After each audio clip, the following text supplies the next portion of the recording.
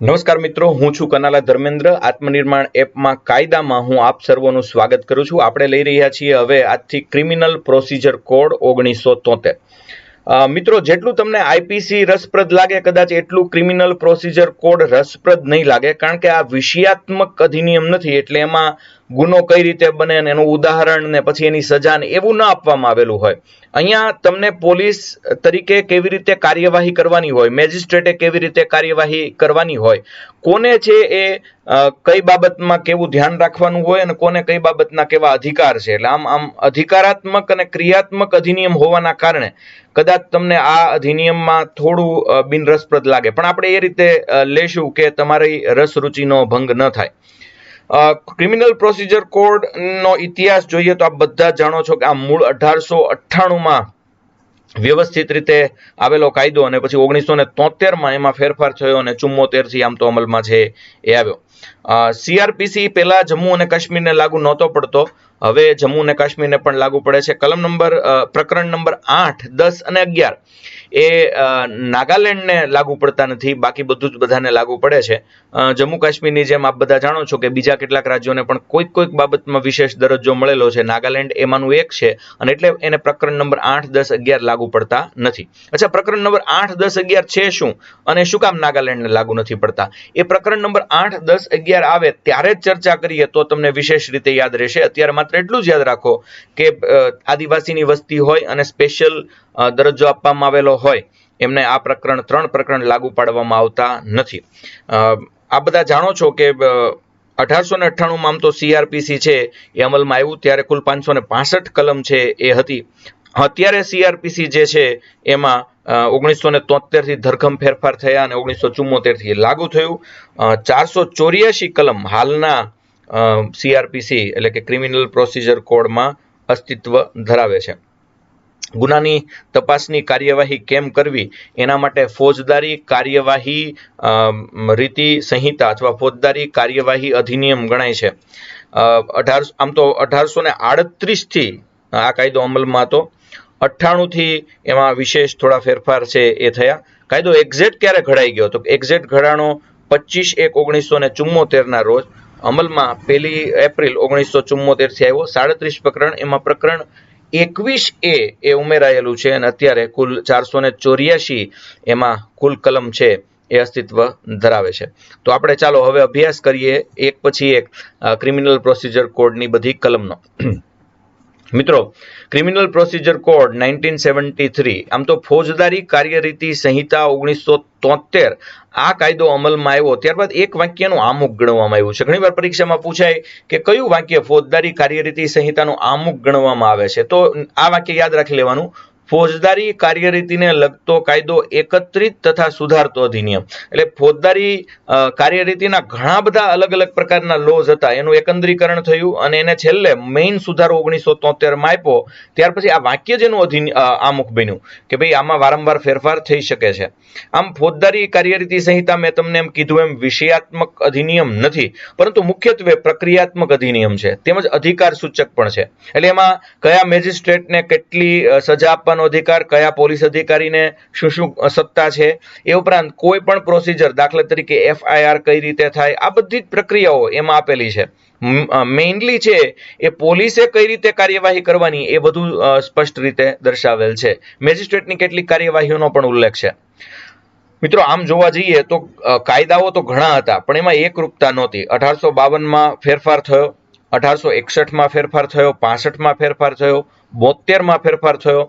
1882માં એવું લાગ્યું કે ભાઈ કોઈ સર્વગ્રાહી અધિનિયમ ઉપલબ્ધ નથી તો એ કરાવવો જોઈએ. 1898માં એ અમલમાં આવ્યો, પણ એ પણ આગળ જતા છે એ તકલીફ વાળો બન્યો. 1898માં જે નવીનીકરણ થયું એ પણ ચાલ્યું નહીં, એટલા માટે કે જેમ ટેકનોલોજી અને ગુનાનું સ્વરૂપ અને પ્રમાણ બદલાયા એમાં 1898નો કાયદો ગુનાઓને ડામવા માટે સદંતર અસમર્થ રહ્યો. ધીરે ધીરે 1923માં ફેરફાર થયો, 1925માં પણ ફેરફાર થયો અને છેવટે 1973માં આ ફોજદારી કાર્યવાહીનો નવો કાયદો એકદમ અમલમાં છે એ આવ્યો. આમાં શું કર્યું હતું કે આમાં 1898 થી ચાલી આવતી સંહિતાનું સ્વરૂપ એનું એ રાખ્યું, પણ કાયદાની કેટલીક કલમો જે હવે બેકાર હતી એ સદંતર કાઢી નાખવામાં આવી અને ઇન્સાફી કાર્યવાહીના ત્વરિત નિકાલ માટે કેટલાક તબક્કાઓ જે બહુ ડિટેલ્ડમાં હતા એને ટૂંકાણમાં છે એ કરાયા અને આ રીતે આખો નવો કાયદો છે એ અમલમાં છે એ આવ્યો, જે તમારે નોંધવાનું રહ્યું. આમ એપ્રિલ 1974, 1 એપ્રિલ યાદ રાખવાનું, 1 એપ્રિલ પંચાયતી રાજ માટે પણ યાદ રાખવાની 1 એપ્રિલ, આ સીઆરપીસી માટે પણ 1 એપ્રિલ યાદ રાખવાની, જોકે સાલમાં ફરક. 1974 થી આ કાયદો અમલમાં આવ્યો. આપણે યાદ રાખીએ પ્રકરણ 1 જે છે પ્રારંભિક. દરેક આવા અધિનિયમની અંદર પ્રકરણ 1 તો પ્રારંભિક જ હોય છે. આપણે કલમ નંબર 1 થી 5 એ પહેલા છે એ જોઈએ. કલમ નંબર 1 થી 5 શું છે એની ચર્ચા આપણે એક પછી એક છે એ કરીએ અને તમે છે એક પછી એક કલમ બધી જ છે એ તમારે યાદ રાખવાની છે. આમાં પેટા વ્યાખ્યાઓ પણ કઈ રીતે યાદ રાખવી, તમે કહો સાહેબ આટલું બધું યાદ નહીં રહે, તો એ તમને હું કહું છું કે હું તમને મેમરી ટેકનિક દ્વારા યાદ રખાવીશ. અત્યારે છે એ જોઈએ. કલમ નંબર 1 સીઆરપીસી બેઝિક્સ સેક્શન 1, સંક્ષિપ્ત શીર્ષક, આનો વ્યાપ તથા આરંભ. તો આપ જાણો છો કે આ કાયદો ફોજદારી કાર્યરીતિ અધિનિયમ 1973 કહેવાશે, એનું શીર્ષક છે. પરંતુ પ્રકરણ 8 સુલેહ શાંતિ જાળવવા જ સારા વર્તન માટેની જામીનગીરી, સુલેહ શાંતિ જળવાઈ રહે અને સારા વર્તનની જામીનગીરી. 10 જાહેર વ્યવસ્થા અને સુલેહ શાંતિ જાળવવા બાબત અંગે અને ગુનો અટકાવવા માટે પોલીસ પગલાં લેવાની બાબત. આ વિસ્તાર, આ 3 પ્રકરણ એટલે પ્રકરણ નંબર 8, પ્રકરણ નંબર 10 અને પ્રકરણ નંબર 11 નાગાલેન્ડ રાજ્યને આદિજાતિ વિસ્તારને લાગુ પડતું નથી. પણ એટલે શું કામ નથી લાગુ પડતું? ત્યાં એની પોતાની વ્યવસ્થાઓ કેટલીક આ બાબતમાં છે. શાંતિ જાળવવા માટે પોલીસ પગલાં લેવાની કોઈ જરૂરિયાત નથી. ત્યાંના એક માણસનું એ લોકો માનતા હોય છે, એના મુખિયાનું, એના સરપંચનું, એ રીતે. તો અને સમજતા એના પોતાના પરિસરની અંદર છે પોતે શાંતિથી રહેતા હોય તો એમને વતાવવા એ વ્યાજબી નથી. એટલા માટે પણ આદિજાતિ વિસ્તારને આ વસ્તુ લાગુ પડતી નથી. પણ જો સંબંધિત રાજ્ય સરકાર જાહેરનામામાંથી એવું દર્શાવે અને એ મુજબ પૂરક, આનુષંગિક કે પારિણામિક ફેરફારો સાથે યથાપ્રસંગ સમગ્ર નાગાલેન્ડ રાજ્ય અથવા તેના ભાગ અથવા યથાપ્રસંગે તેવા આદિજાતિ વિસ્તારોને તેવી જોગવાઈ લાગુ પાડી શકશે. આ બરાબર સમજીએ.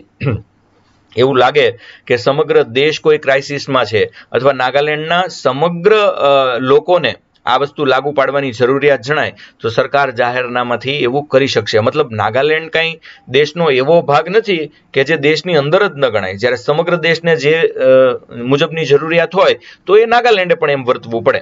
તો આ બધી જ જોગવાઈ છે એ જાહેરનામામાંથી તો દરેક વિસ્તારને લાગુ પાડી શકાય, જેવું જમ્મુ કાશ્મીર માટે નહોતું. પણ હવે તો એ પ્રશ્ન રહ્યો નથી એટલે એની ચર્ચામાં ડિટેલમાં નહીં જઈએ. એક વાત પણ સમજી લો, difference between IPC and CrPC આપણે કીધું, પેલી વિષયાત્મક છે જ્યારે આ પ્રક્રિયાત્મક છે. આ કલમમાં આદિજાતિ વિસ્તારો એમ લખ્યું છે એટલે 21મી જાન્યુઆરી 1972ની તરત પહેલા બંધારણની જે આપણી 6ઠ્ઠી અનુસૂચિ છે, આસામ, મેઘાલય, ત્રિપુરા અને મિઝોરમ, એના આદિજાતિ વિસ્તારના વહીવટ વિશેની જોગવાઈની વાત છે. 1973માં આ કાયદો આવ્યો એટલે આદિજાતિ વિસ્તારી 21મી જાન્યુઆરી 1972ની તુરત પહેલા જે બંધારણની 6ઠ્ઠી અનુસૂચિમાં દર્શાવ્યા છે એ પ્રમાણે.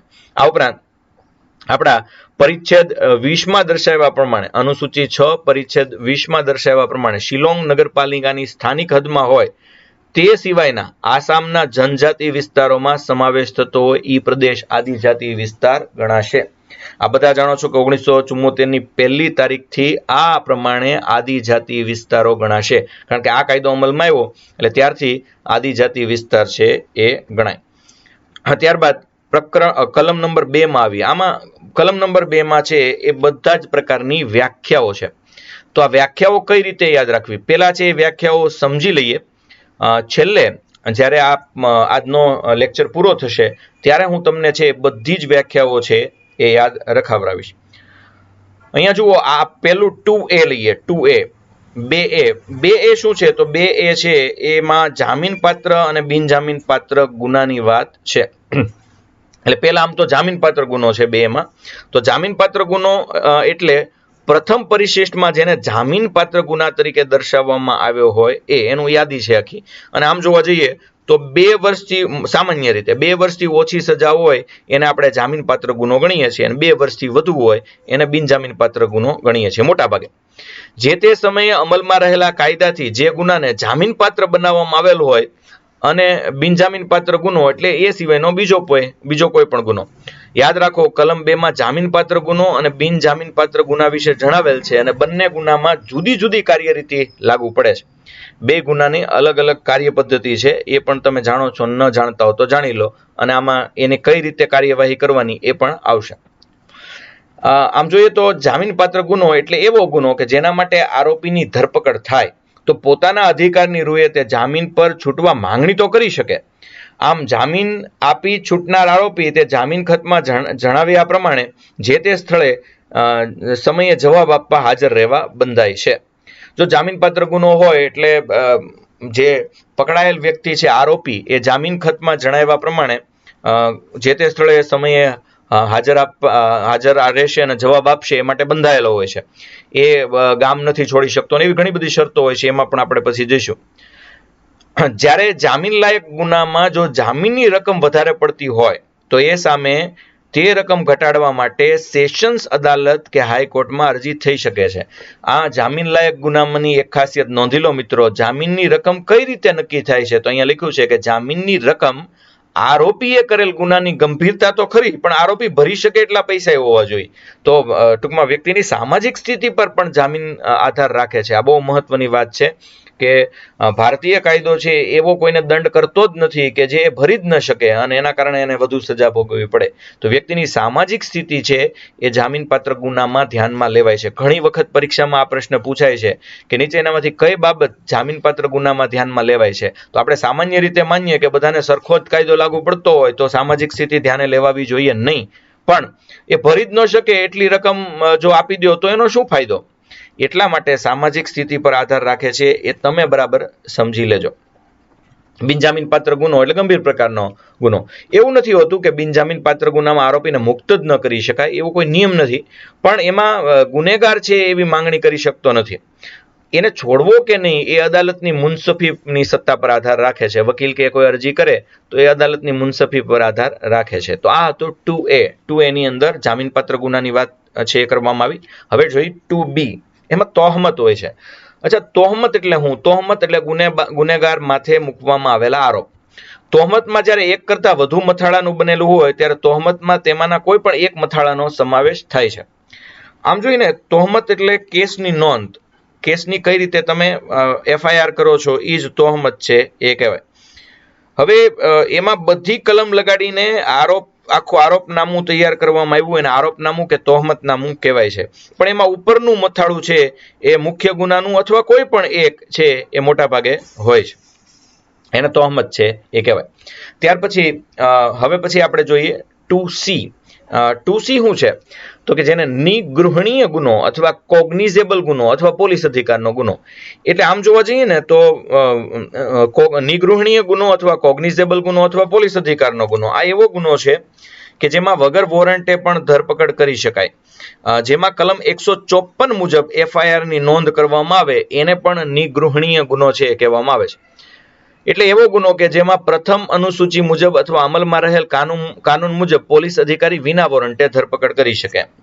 ગુનો બન્યા પછી પોલીસનો અધિકાર એ છે કે એ અપરાધીને ગુનાની માહિતી મળતા જ વિના વોરંટે એની ધરપકડ કરી એની તપાસ અન્વેષણ પૂર્ણ કરી આરોપીને અદાલત સમક્ષ રજૂ કરે. આને નિગૃહણીય, કોગ્નિઝેબલ અથવા પોલીસ અધિકારનો ગુનો છે એ કહેવામાં આવે, જેને આપણે 2C તરીકે CRPC માં ઓળખીએ છીએ. અચ્છા, ત્યાર પછી આગળ છે એ આપણે નોન કોગ્નિઝેબલ ગુના વિશે થોડુંક વધારે છે એ જોઈ.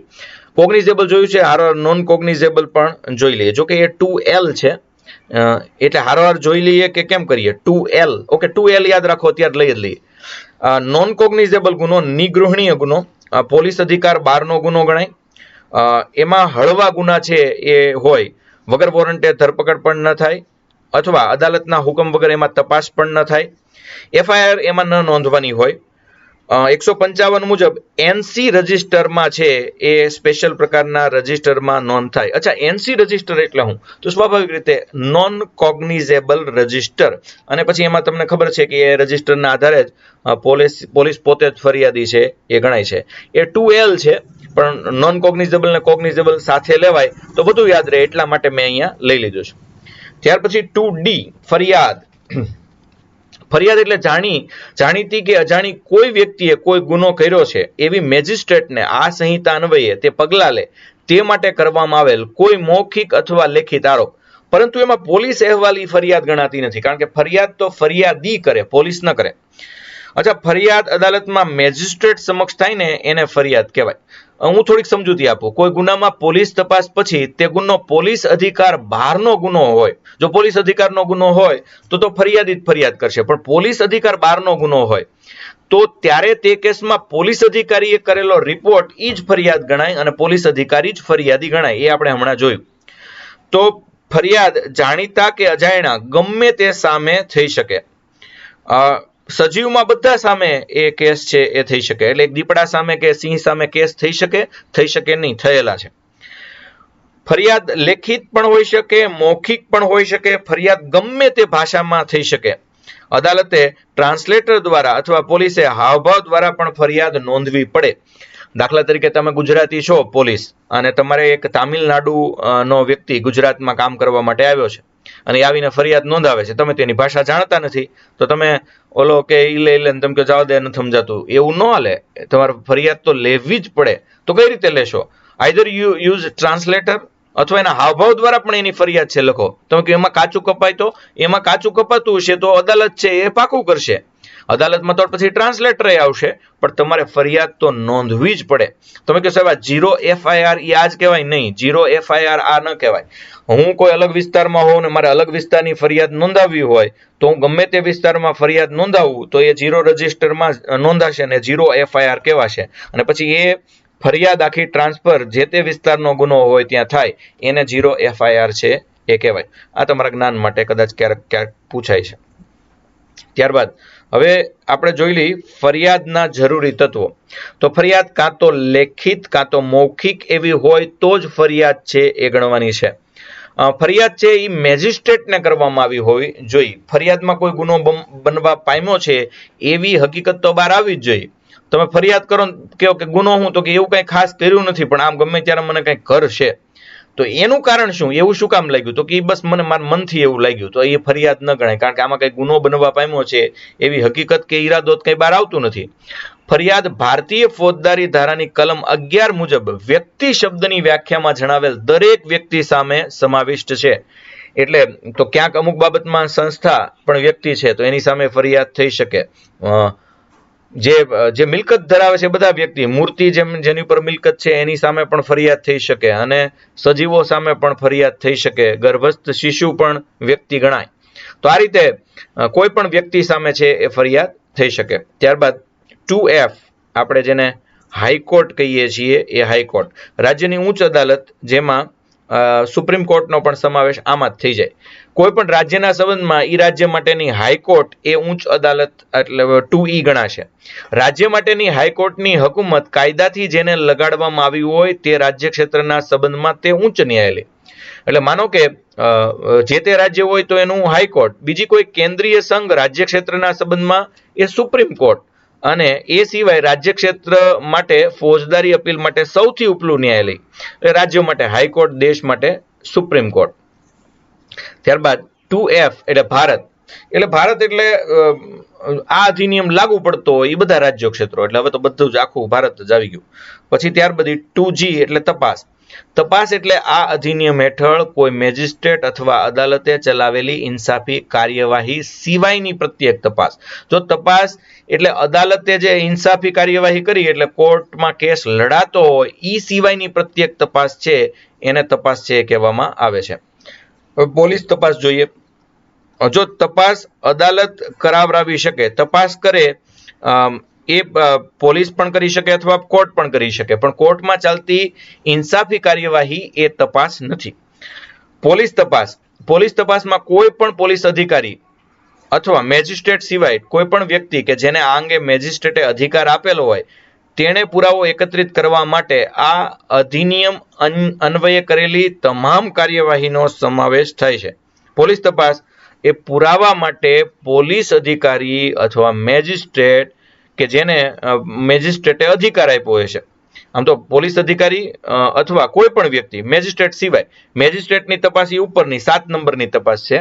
આ તો મેજિસ્ટ્રેટે જેને હક આપ્યા છે, પોલીસ અથવા પોલીસ સિવાય ગમે તે વ્યક્તિ એને કરેલી તપાસ એ પોલીસ તપાસ જ કહેવાય. પછી ભલે વ્યક્તિ પોલીસ ન હોય તો પણ સામાન્ય નાગરિકને મેજિસ્ટ્રેટ એમ કે તમે આ અંગે તપાસ કરો તો એને કરવી જ પડે, એની પોલીસ તપાસ જ ગણાય. આ બરાબર સમજો.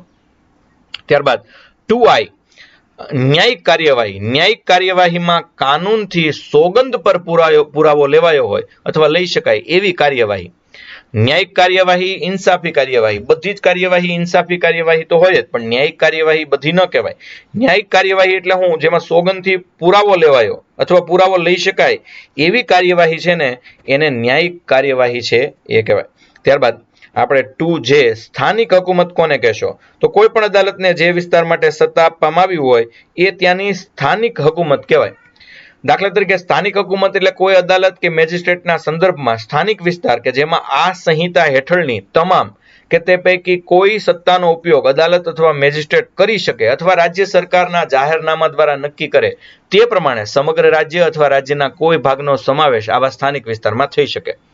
આ સમજીએ. દાખલા તરીકે હું અમરેલી જિલ્લાનો છું તો અમરેલી જિલ્લા કોર્ટની અંદર એ અમરેલી જિલ્લો આખો એ સ્થાનિક હકુમત ગણાય.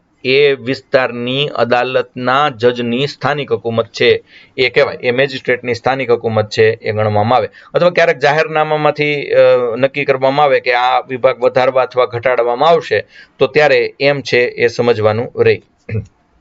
Metropolitan court.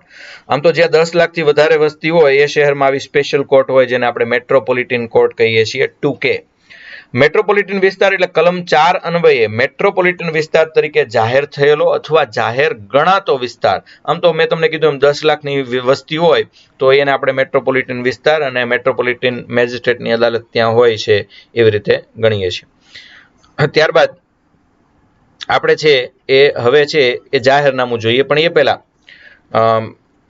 આપણે છે મેટ્રોપોલિટન કોર્ટની વાત કરી. હવે આપણે છે નોન કોગ્નિઝેબલ ગુનો હોય અથવા પોલીસ અધિકાર બહારનો કેસ હોય તો અહીંયા યાદ રાખજો, નોન કોગ્નિઝેબલ ગુનો જે આપણે 2L હતું, હવે યાદ કરો 2L મેં ત્યાં લઈ લીધું છે, એટલે પોલીસ અધિકારી વિના વોરંટે ધરપકડ કરી શકે નહીં. 12 નંબર છે લેવાઈ ગયું છે 2L ના રૂપમાં, યાદ કરો. હવે સીધા આવીએ 2M જાહેરનામું એટલે અધિકૃત રાજ્યપત્રમાં જાહેર થયેલું જાહેરનામું. અદાલત જાહેર જનતા માટે જાણવા જેવું બહાર પાડે. જાણવા જેવું એટલે ગુનેગાર ક્યાં છે ને શું છે ને કેમ પકડવાનો છે ને એ બધું જાહેરનામું કહેવાય. દાખલા તરીકે કર્ફ્યુ એ એક પ્રકારનું જાહેરનામું છે. ચૂંટણી માટે સરકાર દ્વારા બહાર પાડવામાં આવેલ ચોપાનિયું એ જાહેરનામું છે. હથિયારબંધી કરવામાં આવે કે માર્શલ લો કરવામાં આવે એ બધા જાહેરનામા છે કહેવાય. ફરીવાર કહીશ કે જાહેર જનતા માટે અદાલતે બહાર પાડેલ આદેશ એ જાહેરનામું છે કહેવાય, જે 2M છે. હવે 2N જોઈએ ગુનો.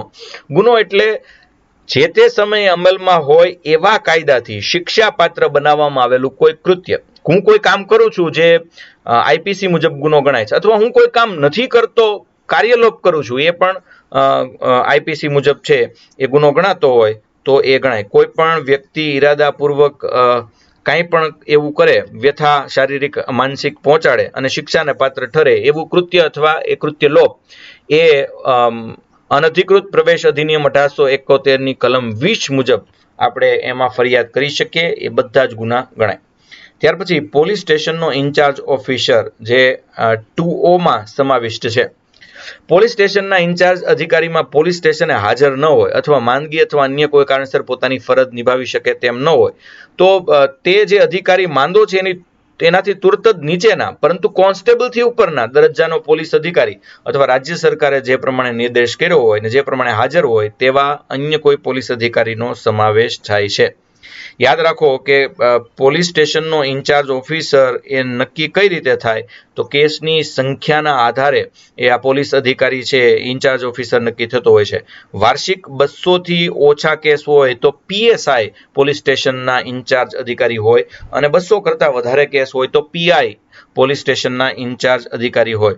પોલીસ કોન્સ્ટેબલ કે એલઆરડી લોકરક્ષક દળ એ પોલીસ સ્ટેશનના ઇન્ચાર્જ અધિકારીનો ચાર્જ સંભાળી શકતા નથી. પીએસઆઈ હાજર ન હોય તો તુરત જ નીચેના એએસઆઈ છે એમાંથી કોઈ ચાર્જ છે એ સંભાળે, અથવા સરકારે નિર્દેશ કરેલી વ્યક્તિ, પણ કોન્સ્ટેબલ કે એલઆરડી આવો ચાર્જ સંભાળી શકે નહીં એમના હોદ્દાની રૂએ. ઓકે, ત્યારબાદ 2P સ્થળ જગ્યા. સ્થળમાં ઘર, ઇમારત, તંબુ, જહાજ, વાહનનો આ બધો જ સમાવેશ સીઆરપીસી પ્રમાણે બધાને જગ્યા ગણવામાં આવે છે. ત્યારબાદ 2Q વકીલ. વકીલ એટલે કોણ? તો કે અદાલતની કોઈ કાર્યવાહીના અનુસંધાનમાં પ્રયોજવામાં આવ્યો હોય, તે સમયે અમલમાં હોય તેવા કાયદા હેઠળ આવી કાર્યવાહીમાં અદાલતની પરવાનગીથી કાર્ય ચલાવવા નિમવામાં આવેલ કોઈ પણ વ્યક્તિ વકીલ કહેવાય. જો વકીલ એટલે કાળો કોટ પહેરેલ કે એવી સ્પેશિયલ ડિગ્રી વાળો એવો વ્યક્તિ એમ નહીં ગણાય. ઇન્સાફી કાર્યવાહી કરવા માટે જેને જેને મંજૂરી પ્રાપ્ત થયેલ હોય, અથવા એ આમ સીધી રીતે વકીલ ન હોય પણ સરકારની નિમેલી વ્યક્તિ હોય, તો એને પણ ત્યાં આ કાયદો તો વકીલ જ ગણે છે. આ કલમમાં મુખ્યત્વે બે બાબત બહુ સ્પષ્ટ છે. એક, તે સમયે અમલમાં હોય એ કાયદા મુજબ, અને એવી વ્યક્તિ કાર્યવાહીમાં અદાલતની પરવાનગીથી કાર્ય કરવા નિયુક્ત થયેલ હોય. એટલે એક કોઈ પેલા લાયકાત વગરની વ્યક્તિ તો હોય જ નહીં, એટલે એ વિચાર કરવાની કોઈ જરૂરિયાત નથી. ત્યારબાદ 2R પોલીસ રિપોર્ટ, પોલીસ અહેવાલ. પોલીસ અહેવાલ કે પોલીસ રિપોર્ટ એટલે આ કાયદો એની 173.2 કલમ મુજબ પોલીસ અધિકારીએ મેજિસ્ટ્રેટને મોકલેલ રિપોર્ટ. એમાં શું શું હોય? તો અધિકારી દ્વારા પોલીસ તપાસ પૂરી થાય બાદ એક અહેવાલ તૈયાર કરવામાં આવે, જેને આપણે ચાર્જશીટ છે એ કહીએ. તો એ ચાર્જશીટની અંદર શું શું હોય? તો કે પેલા બંને પક્ષકારોના નામ હોય, ફરિયાદી આરોપી, આરોપીને જામીન પ્રાપ્ત થયા છે કે નહીં એનો ઉલ્લેખ હોય, બિનજામીન ગુનો, જામીની ગુનો, સાક્ષીના નામનો ઉલ્લેખ છે હોય, અને ગુનાનું એકદમ ટૂંકું વર્ણન હોય. કઈ રીતે આખો અહેવાલ બનાવવાનો? તો પેલા તપાસ પૂર્ણ કરે, એને આખરી અહેવાલ છે એ તે અદાલતને સોંપવાનો છે. એ પોલીસ સ્ટેશનના કાર્યવાહક અધિકારી એ સુપ્રત કરેલો હોવો જોઈએ. એના માટે સ્પેશિયલ કાર્યવાહક અધિકારી હોય કે જે પોલીસ સ્ટેશનેથી એ રિપોર્ટ છે એ અદાલતને પહોંચાડે. તે ગુનો લેવાની સત્તા તથા હકુમત ધરાવતા મેજિસ્ટ્રેટને તે અહેવાલ કરાવવામાં આવેલો હોવો જોઈએ. સાવરકુંડલામાં ગુનો નોંધાય છે તો એ સાવરકુંડલાની કોર્ટને છે એ અથવા જે વિસ્તારની સત્તા હોય, જેવડી સત્તા હોય ને જેવડી હકુમત હોય એ પોલીસને ખ્યાલ આવી જ જાય, એટલે એ મેજિસ્ટ્રેટને એ અહેવાલ એ મોકલતા હોય. ત્યારબાદ પોલીસ અહેવાલ માટે રાજ્ય સરકારે જે નક્કી કરેલ નમૂનો હોય એ નમૂનામાં જ પોલીસ રિપોર્ટ મોકલવાનો છે. એમાં કલમ નંબર 173.2 માં દર્શાવેલી વિગત, હમણાં હું બોલ્યો એ પક્ષકારોના નામ, માહિતીનો પ્રકાર, કેસના સંજોગોથી વાકેફ હોય એવા વ્યક્તિનો નામ, ગુનો થયો છે કે કેમ, અને જો થયો તો કોણે કર્યો, તે આરોપીની ધરપકડ થઈ છે કે કેમ, તેને બોન્ડ જામીન પર છોડ્યો છે કે નહીં, અને છોડશે તો આ બધું જામીન લઈને કે જામીન વગર, આ બધું કલમ 170 હેઠળ કસ્ટડીમાં મોકલો છે કે કેમ, ભારતીય ફોજદારી ધારાની કલમ 376A, 376B, C, D કે 376 હેઠળનો જો ગુનો હોય, એટલે મહિલા સાથે બળાત્કારથી માંડીને બધું હોય, તો તબીબી પરીક્ષણને લગતો રિપોર્ટ જોડવામાં આવ્યો છે કે કેમ, આ બધું જ છે એ ચાર્જશીટમાં છે એ આવી જાય. ત્યારબાદ 2S એટલે પોલીસ સ્ટેશન. તો પોલીસ સ્ટેશન એટલે રાજ્ય સરકાર દ્વારા પોલીસ સ્ટેશન તરીકે સામાન્ય અથવા વિશિષ્ટ રીતે જાહેર કરેલું કોઈ મથક કે સ્થળ, તે માટે રાજ્ય સરકારે નક્કી કરેલા સ્થાનિક વિસ્તારનો એમાં સમાવેશ થાય. દાખલા તરીકે સાવરકુંડલા હોય તો એમાં પાછા બે પોલીસ સ્ટેશન હોય, એક તાલુકા પોલીસ સ્ટેશન અને એક તાલુકાના એક સિટી અર્બન પોલીસ સ્ટેશન એટલે સિટી માટેનું, રૂરલ, અને એક છે એ સાવરકુંડલા શહેરનું. આવી રીતે જિલ્લામાં પણ આમ ભાગ છે એ હોય, તો એને 2S કહેવામાં આવે છે. મિત્રો 2T એ આપણે રદ કરેલ છે. પોલીસ સ્ટેશન એટલે ફરીવાર નિયત વિસ્તાર માટે નક્કી કરેલ ગુનાને અટકાવવા માટેનું સ્થળ. 2T રદ કર્યું છે. 2U શું છે? તો કે આ તો જે રદ કર્યું છે એ કહી દઉં શું હતું? નિર્દિષ્ટ એટલે ભારતીય ફોજદારી ધારા હેઠળ કરેલા નિયમોથી નક્કી કરવામાં આવેલ બાબતોનો નિર્દેશ કરવામાં આવશે, જે હવે જતું રહ્યું. હવે 2U પબ્લિક પ્રોસિક્યુટર, સરકારી વકીલ જેને આપણે કહીએ છીએ. પબ્લિક પ્રોસિક્યુટર એટલે કલમ નંબર 24 હેઠળ નિમાયેલી કોઈ પણ વ્યક્તિ, પબ્લિક પ્રોસિક્યુટર ના નિર્દેશ હેઠળ કાર્ય કરતી કોઈ પણ વ્યક્તિ એ પબ્લિક પ્રોસિક્યુટર ગણાય. સીઆરપીસી ની કાર્યવાહી કરવા માટે 24 મુજબ નિમણૂક થયેલ. કોણ કોણ આ નિમણૂકમાં આવી શકે? એ જોઈએ. તો હાઈકોર્ટમાં કાર્યવાહી કરવા માટે હાઈકોર્ટ સાથે પરામર્શ કર્યા બાદ કેન્દ્ર અથવા રાજ્ય સરકારે નિયુક્ત કરેલ પબ્લિક પ્રોસિક્યુટર, જે 24.1 ગણાય. કેન્દ્ર સરકારે કોઈ વર્ગના કેસ અંગેની કાર્યવાહી ચલાવવાના હેતુ માટે કેન્દ્ર સરકાર કોઈ પણ જિલ્લા અથવા સ્થાનિક હદમાં એકથી વધુ પબ્લિક પ્રોસિક્યુટર નિમી શકે. કલમ નંબર 24.2 ફરીવાર જોઈ. હાઈકોર્ટમાં કાર્યવાહી કરવા માટે હાઈકોર્ટ સાથે નક્કી કરીને કેન્દ્ર અને રાજ્ય સરકાર કોઈને નિમે તો એ પબ્લિક પ્રોસિક્યુટર કહેવાય. કેન્દ્ર સરકાર કોઈ ચોક્કસ વર્ગના કેસ અને એને અંગેની કાર્યવાહી ચલાવવા માટે કેન્દ્ર સરકાર કોઈ પણ જિલ્લા અથવા સ્થાનિક હદમાં એકથી વધુ પબ્લિક પ્રોસિક્યુટર મૂકી શકે એવું કહ્યું. નંબર 3, તમામ જિલ્લા માટે રાજ્ય સરકાર પબ્લિક પ્રોસિક્યુટરની નિમણૂક થાય તથા જરૂર લાગે તો તે જિલ્લા માટે એક કરતાં વધુ એડિશનલ પબ્લિક પ્રોસિક્યુટર પણ નિમી શકાય. 24.3 માં એવું લખ્યું છે, સેશન્સ જજ સાથે મસલત કરી ડિસ્ટ્રિક્ટ મેજિસ્ટ્રેટ તેમના મંતવ્ય મુજબ જેઓ તે જિલ્લા માટે પબ્લિક પ્રોસિક્યુટર કે વધારાના પબ્લિક પ્રોસિક્યુટર તરીકે નિમણૂક થવાની યોગ્ય હોય એવા નામની યાદી તૈયાર કરશે અને યાદી મુજબ પછી એને નિમણૂક મળે. ત્યાર પછી 2V એ રદ કરવામાં આવેલું છે. 2W સમન્સ કેસ એટલે કોઈ ગુના સંબંધી વોરંટ કેસ ન હોય એને સમન્સ કેસ કહેવાય. અચ્છા, એ સમજી લઈએ. સમન્સ કેસ જે વોરંટ કેસ નથી એ સમન્સ કેસ છે. સમન્સ કેસ છે એ સીધો અદાલત દ્વારા બહાર પડે છે, પોલીસ સ્ટેશન સાથે લેવા દેવા નથી. તેની બજવણી પોલીસ દ્વારા થઈ શકે અથવા તેના અદાલતના કર્મચારી દ્વારા છે એ થઈ શકે. ત્યારબાદ 2WA જેને આપણે ભોગ બનનાર કહીએ છીએ. તો ભોગ બનનાર એટલે કોણ? તો કે જે વ્યક્તિને હાનિ કે નુકસાન થયું છે એ ઉપરાંત એના વાલી, વારસદાર, એની સાથે જોડાયેલ તમામ વ્યક્તિ છે એ બધા છે શેમાં આવશે? એ બધા છે એ 2WA ભોગ બનનારમાં આવશે. 2X વોરંટ કેસ, 2 કે 2 કરતા વધારે વર્ષનો ગુનો હોય. વોરંટ કેસ એટલે ફાંસી, આજીવન કેદ કે 2 વર્ષથી વધુ શિક્ષા થાય એવા ગુનાને લગતા કેસ. વોરંટ પણ અદાલત દ્વારા જ આમ તો બહાર પડે, આમાં પોલીસ ધરપકડ કરવા જાય, આમાં અદાલતના વ્યક્તિઓ ન જાય. કોઈ કેસ ફોજદારી કેસ છે કે વોરંટ કેસ છે કે સમન કેસ છે તે અંગેની ચકાસણી શિક્ષાના પ્રમાણ પરથી નક્કી થાય છે. બંનેની કાર્યવાહીમાં તફાવત છે. જે ગુનામાં ફાંસી, આજીવન કેદ અથવા 2 વર્ષ કરતા વધુ સજાની જોગવાઈ હોય એને આપણે વોરંટ કેસ ગણીએ છીએ. તો વોરંટ કેસની કાર્યવાહી આ અધિનિયમના 19મા પ્રકરણમાં આપણે જોશું. સમન્સ કેસ એટલે જે કેસ વોરંટ કેસ ન હોય તેને સમન્સ કેસ કહેવાય. એને આપણે પ્રકરણ નંબર 20માં નિરાતે છે એ જોશું. તો આ કલમ નંબર ખાલી 2 એ પૂરી થઈ મિત્રો, પણ નિરાતે આપણે યાદ રાખશું. અત્યારે તમે ચિંતા નહીં કરો. કલમ નંબર 3માં જઈ ઉલ્લેખો અંગેનું અર્થઘટન. આ અધિનિયમમાં ચોક્કસ શબ્દનો અર્થ કાયદાના અનુસંધાને ઘડવામાં આવ્યો હોય તો તેના સંદર્ભથી અલગ અર્થ ન થતો હોય તો નીચેના શબ્દનો અર્થ આ પ્રમાણે કરવાનો. જ્યાં મેજિસ્ટ્રેટ એવું લખ્યું હોય તો મેટ્રોપોલિટન વિસ્તાર સિવાયના વિસ્તારના સંબંધમાં જ્યુડિશિયલ મેજિસ્ટ્રેટ હોય એ મેજિસ્ટ્રેટ ગણાય. મેટ્રોપોલિટન વિસ્તારના સંબંધમાં મેટ્રોપોલિટન મેજિસ્ટ્રેટ ઈ પણ મેજિસ્ટ્રેટ ગણાય.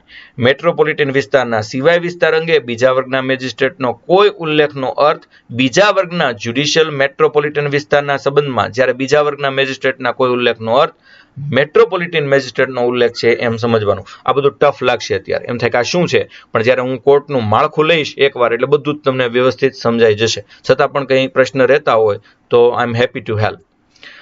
અચ્છા, જોઈએ પહેલા પ્રથમ વર્ગના મેજિસ્ટ્રેટ. આ છે એ મેજિસ્ટ્રેટ, આ પ્રથમ વર્ગના મેજિસ્ટ્રેટ. તો હવે મેટ્રોપોલિટન વિસ્તાર છે જ્યાં 10 લાખથી વધુ વસ્તી છે એ વિસ્તારમાં જે અદાલતમાં હુકુમત ધરાવતા મેટ્રોપોલિટન મેજિસ્ટ્રેટ એ અદાલતમાં મેઇન બેઠા છે.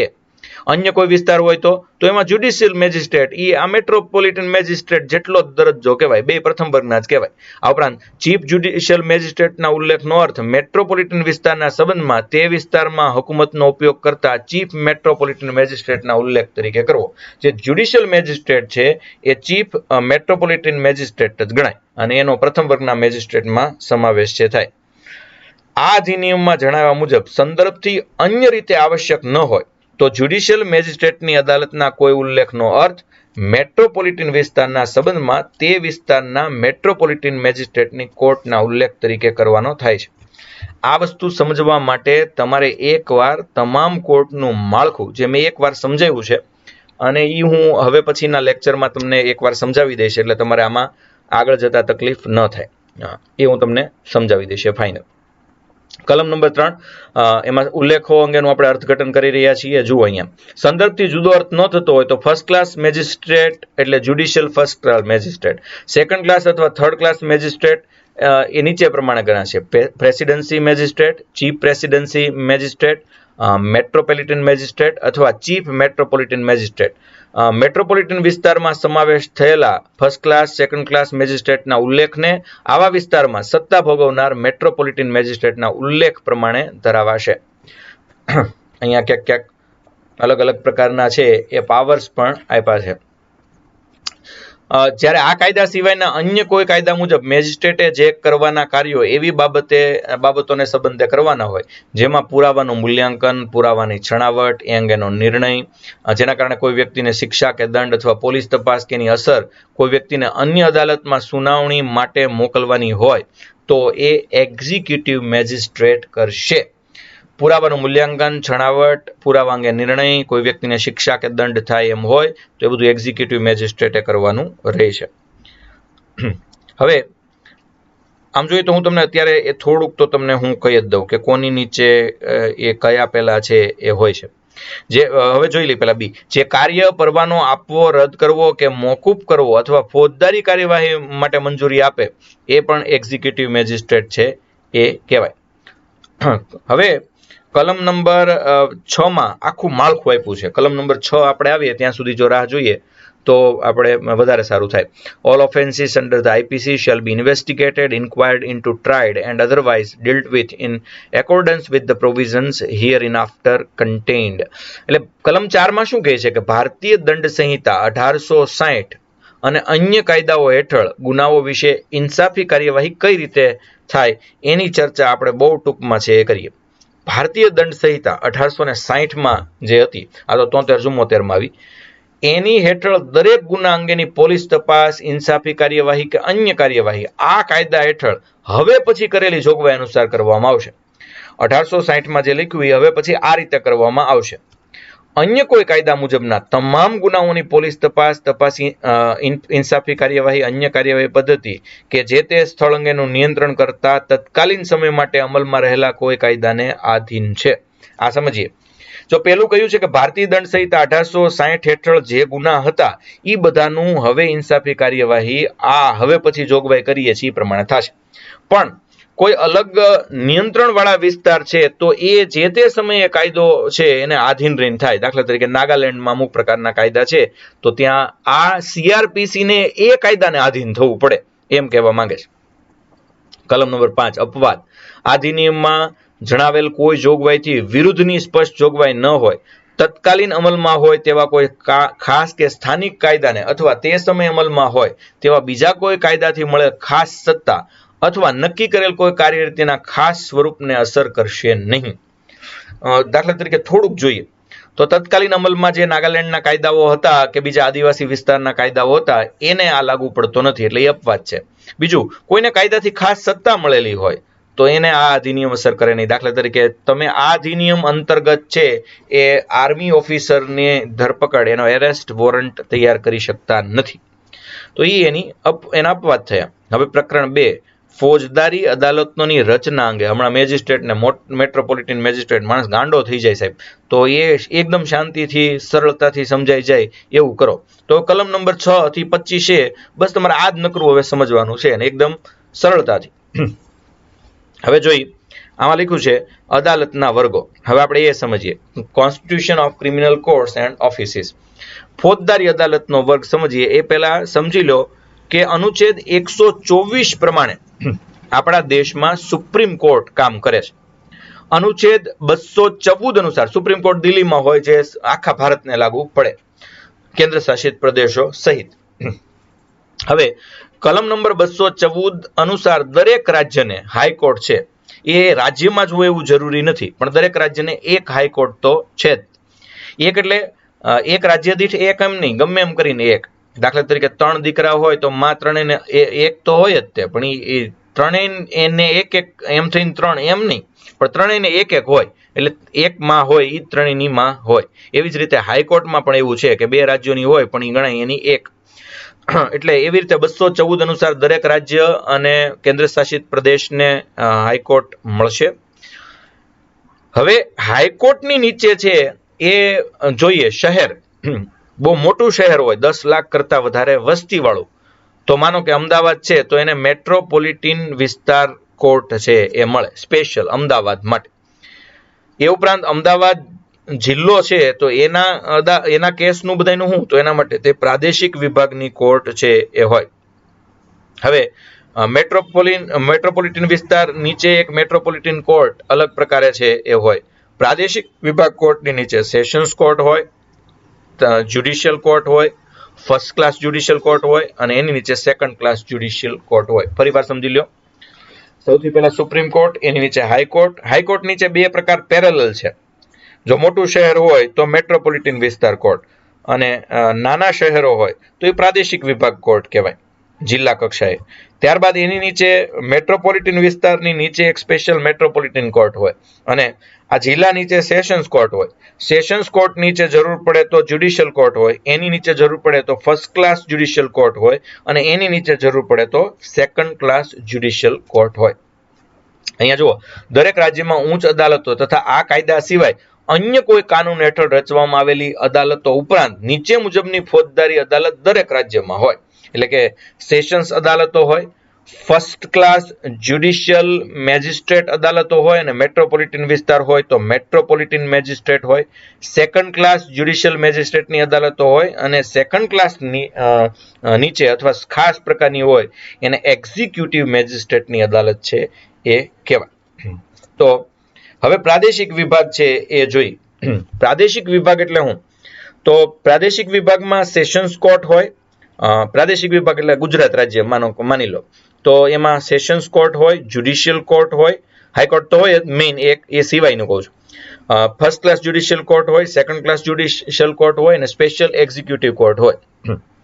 હવે દરેક રાજ્યમાં એક સેશન્સ વિભાગનું બનશે અથવા સેશન્સ વિભાગોનું બનશે.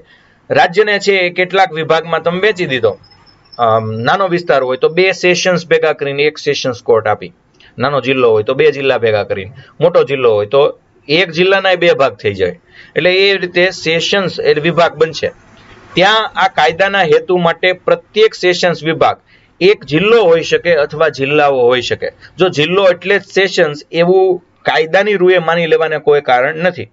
એક જિલ્લો 2 સેશન્સ કોર્ટ પણ ધરાવતો હોય, 2 જિલ્લા થઈને એક સેશન્સ કોર્ટ પણ ધરાવતા હોય. એ જનસંખ્યા, ગુનાનું પ્રમાણ એ બધા સાથે આધારિત હોય. હાઈકોર્ટ સાથે મસલત કર્યા બાદ રાજ્ય સરકાર વિભાગો કે જિલ્લાની હદ અથવા સંખ્યામાં કોર્ટ માટેના વિભાગો, આ જિલ્લાની હદ એટલે જિલ્લો બની જાય ને એ બધું તો ધારાસભાનું એનું કામ છે, પણ આ તો કાયદાની દ્રષ્ટિએ સેશન્સમાં ફેરફાર, જિલ્લાની હદ અથવા સંખ્યામાં ફેરફાર એ હાઈકોર્ટ સાથે મસલત કર્યા બાદ રાજ્ય સરકાર છે એ કરી શકે. હાઈકોર્ટ સાથે મસલત કર્યા બાદ રાજ્ય સરકાર અમુક જિલ્લાને પેટા વિભાગમાં વહેંચી શકે અથવા આવા પેટા વિભાગની હદ અથવા સંખ્યામાં જ્યારે જરૂર લાગે ત્યારે ફેરફાર કરી શકે. આ અધિનિયમની શરૂઆતના સમયે અસ્તિત્વ ધરાવતા હોય તે સેશન્સ વિભાગો, જિલ્લા કે પેટા વિભાગો આ કલમ હેઠળ રચવામાં આવ્યા છે એમ જ ગણાય. એટલે કે કલમ નંબર 7 અનુસાર પ્રાદેશિક વિભાગ છે એ નક્કી થાય. હવે કલમ નંબર 8 જોઈએ. મેટ્રોપોલિટન વિસ્તાર એટલે શું? તો રાજ્ય સરકાર જાહેરનામા વડે એવું જાહેર કરી શકે કે ભાઈ આ વસ્તી છે એની 10 લાખ કે એના કરતા વધારે હોય તો એના માટે સ્પેશિયલ એક મેટ્રોપોલિટન વિસ્તાર પહેલા એને જાહેર કરે અને આવો વિસ્તાર જાહેર કરે ત્યાં છે એ મેટ્રોપોલિટન કોર્ટ હોય. દાખલા તરીકે 10 લાખથી વધુ વસ્તી ધરાવતા સુરત, અમદાવાદ, વડોદરા અને રાજકોટમાં મેટ્રોપોલિટન કોર્ટ છે કારણ કે એ મેટ્રોપોલિટન વિસ્તાર ગણાય. આ કાયદાની શરૂઆતથી મુંબઈ, કલકત્તા અને મદ્રાસના દરેક પ્રેસિડેન્સી શહેર અને અમદાવાદ શહેર પેટા કલમ 1 હેઠળ મેટ્રોપોલિટન વિસ્તાર તરીકે જાહેર થયેલું હોવાનું ગણવામાં આવે છે. હવે તો મેં તમને કીધું એમ અમદાવાદ, સુરત, રાજકોટ અને વડોદરા એને મેટ્રોપોલિટન વિસ્તાર ગણ્યા છે એટલે ત્યાં મેટ્રોપોલિટન કોર્ટ હોય કે જે ફક્ત એ શહેરને લગતા ગુનાઓની કાર્યવાહી છે એ કરે. એમાં રાજ્ય સરકાર છે એ જાહેરનામાથી મેટ્રોપોલિટન વિસ્તારની હદમાં વધારો ઘટાડો કરી શકે, પરંતુ આ ઘટાડો કે તેમાં ફેરફાર એ પ્રમાણે ના કરી શકે જેથી આ વિસ્તારની વસ્તી 10 લાખ કરતા ઘટી જાય. તો એ તો મેટ્રોપોલિટન એરિયા ગણાય જ નહીં. જ્યારે કોઈ વિસ્તાર મેટ્રોપોલિટન વિસ્તાર તરીકે જાહેર થયેલો હોય અથવા એવા વિસ્તાર તરીકે જાહેર થયેલો ગણાતો હોય તો આવા વિસ્તારની વસ્તી 10 લાખથી ઓછી થાય કે ઘટે તો આ વિસ્તાર રાજ્ય સરકારના જાહેરનામાથી નક્કી કરેલ તારીખથી મેટ્રોપોલિટન વિસ્તાર તરીકે અંત ગણાય. એટલે મતલબ 10 લાખથી વસ્તી ઘટી જાય તો પછી એ મેટ્રોપોલિટન વિસ્તાર રહેતો નથી. એક જાહેરનામું બહાર પાડી અને એનો વિસ્તાર તરીકે અંત લાવવામાં આવે. પરંતુ અંત થવા છતાં તેમ થયા અંગેની તરત પહેલા કોઈ અદાલત કે મેજિસ્ટ્રેટ સમક્ષની કોઈ કેસની કાર્યવાહી બાકી હોય તો એ તે મુજબ અંત આવ્યો ન હોય તો આ કાયદા મુજબ ચાલુ રહેશે. એટલે જે કોર્ટની કેસની કાર્યવાહીઓ બાકી હોય મેટ્રોપોલિટન વિસ્તારની એ તો શરૂ રહે. જો રાજ્ય સરકાર મેટ્રોપોલિટન વિસ્તારની હદમાં ઘટાડો કે ફેરફાર કરે તો એ ઘટાડો કે ફેરફારથી એ ઘટાડો કે ફેરફારની તરત પહેલા કોઈ ન્યાયાલય અથવા મેજિસ્ટ્રેટ સમક્ષ કોઈ તપાસ, સુનાવણી અથવા અપીલ ચાલુ હોય ત્યારે તેને આ અસર કરતું નથી. આવી દરેક તપાસ, સુનાવણી અથવા અપીલ જાણે આવો ઘટાડો કે ફેરફાર ન થયો હોય એમ જ ચાલુ રહેશે. જો આ બરાબર સમજવા જેવું છે. રાજ્ય સરકારના જાહેરનામાથી છે એ અંત થાય પણ એ પહેલા જે શરૂ હોય એ તો શરૂ જ રહે. એટલું કહેવા માટેનો આ વાત હતી. હવે સેશન્સ કોર્ટ આપણે સમજી લઈએ. અહીંયા સરસ માળખું આપ્યું છે. જો સુપ્રીમ કોર્ટ ઓફ ઇન્ડિયા અહીંયા લખ્યું છે ચીફ જસ્ટિસ એન્ડ 25 અધર જજીસ. હવે એમાં સંખ્યામાં ફેરફાર થયો તમને ખબર છે. ત્યારબાદ ડિસ્ટ્રિક્ટ એન્ડ સેશન કોર્ટ, એમાં ઇન ઈચ ડિસ્ટ્રિક્ટ મોટાભાગે દરેક જિલ્લામાં હોય, અને મેટ્રોપોલિટન કોર્ટ્સ એ 4 શહેર આપણે કીધા એમાં ગુજરાતની વાત કરીએ તો એમાં હોય, અને આ 33 જિલ્લામાં લાગુ પડતી હોય. પણ એમાં વિસ્તારને વિભાગ છે એ કાયદાકીય રીતે CRPC રીતે નક્કી થયા હોય. હવે મેટ્રોપોલિટન એરિયા છે એમાં મેટ્રોપોલિટન કોર્ટ હોય, એમાં સિટી સિવાય છે એ હોય, એમાં પ્રેઝન્સી સ્મોલ કેસીસ માટેની અદાલત હોય. પછી જો ડિસ્ટ્રિક્ટની નીચે subordinate area provincial skill court of session, ત્યારબાદ એની નીચે મુન્સિફ અદાલત, ન્યાય પંચાયત, આ બાજુ કોર્ટ ઓફ સેશન હોય તો એમાંય સબોર્ડિનેટ તરીકે પંચાયત, એડલ્ટ્સ ને આવા બધા એના ભાગ છે. બહુ ડીપમાં નહીં જઈએ આપણે, અત્યારે તો એટલું જ જોઈએ કે સેશન્સ અદાલત એ શું, કલમ નંબર 9 આપણે સમજવાનું છે. તો એ બરાબર સમજી લઈએ કે રાજ્ય સરકાર સેશન્સ અદાલત ઘડશે. એક વાત. બીજું, સ્થળ હાઈકોર્ટ પસંદ કરે ને એ સ્થળ રહે. એક અથવા એક કરતા વધુ જિલ્લાઓ મળીને સેશન્સ કોર્ટ બનાવી શકે. એક મુખ્ય જજ હોય, એકથી વધારે હોય એ બધા નાયબ સેશન્સ જજ કહેવાય, અને આ બધાની નિમણૂક હાઈકોર્ટ દ્વારા થાય. આટલું સાવ સરળ સમજી શકીએ. હવે અહીંયા થોડુંક ડિફિકલ્ટ જોઈ. દરેક સેશન્સ વિભાગ માટે રાજ્ય સરકાર એક સેશન્સ અદાલત ઘડશે.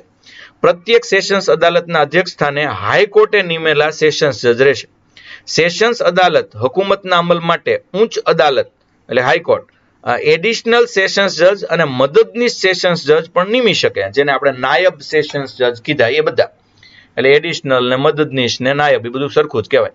એક સેશન્સ વિભાગના સેશન્સ જજને બીજા વિભાગના વધારાના સેશન્સ જજ તરીકે પણ હાઈકોર્ટ નિયુક્ત કરી શકે, અને હાઈકોર્ટ આદેશ આપે એવા વિભાગના સ્થળે કે સ્થળોએ તે કેસના નિકાલ માટે બેસે.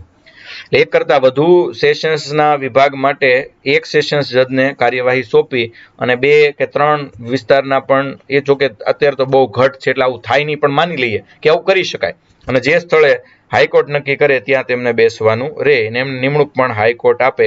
એવું આપણે કલમ નંબર 9માં જોયું. જે આ બધું યાદ ક્યારે રાખશું સાહેબ, છેલ્લે આપણે યાદ રાખીએ.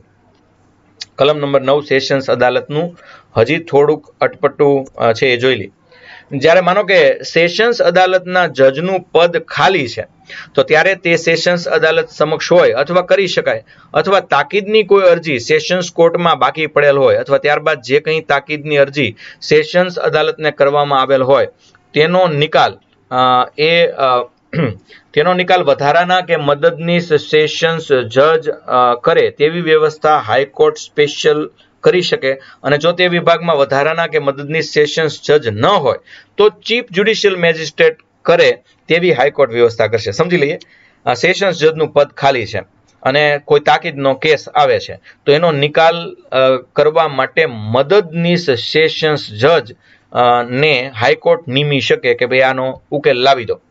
પણ આવા કોઈ મદદનીશ સેશન્સ જજ પણ ન હોય તો ચીફ જ્યુડિશિયલ મેજિસ્ટ્રેટ ને હાઈકોર્ટ સેશન્સ જજ તરીકે થોડોક સમય નિમી શકે.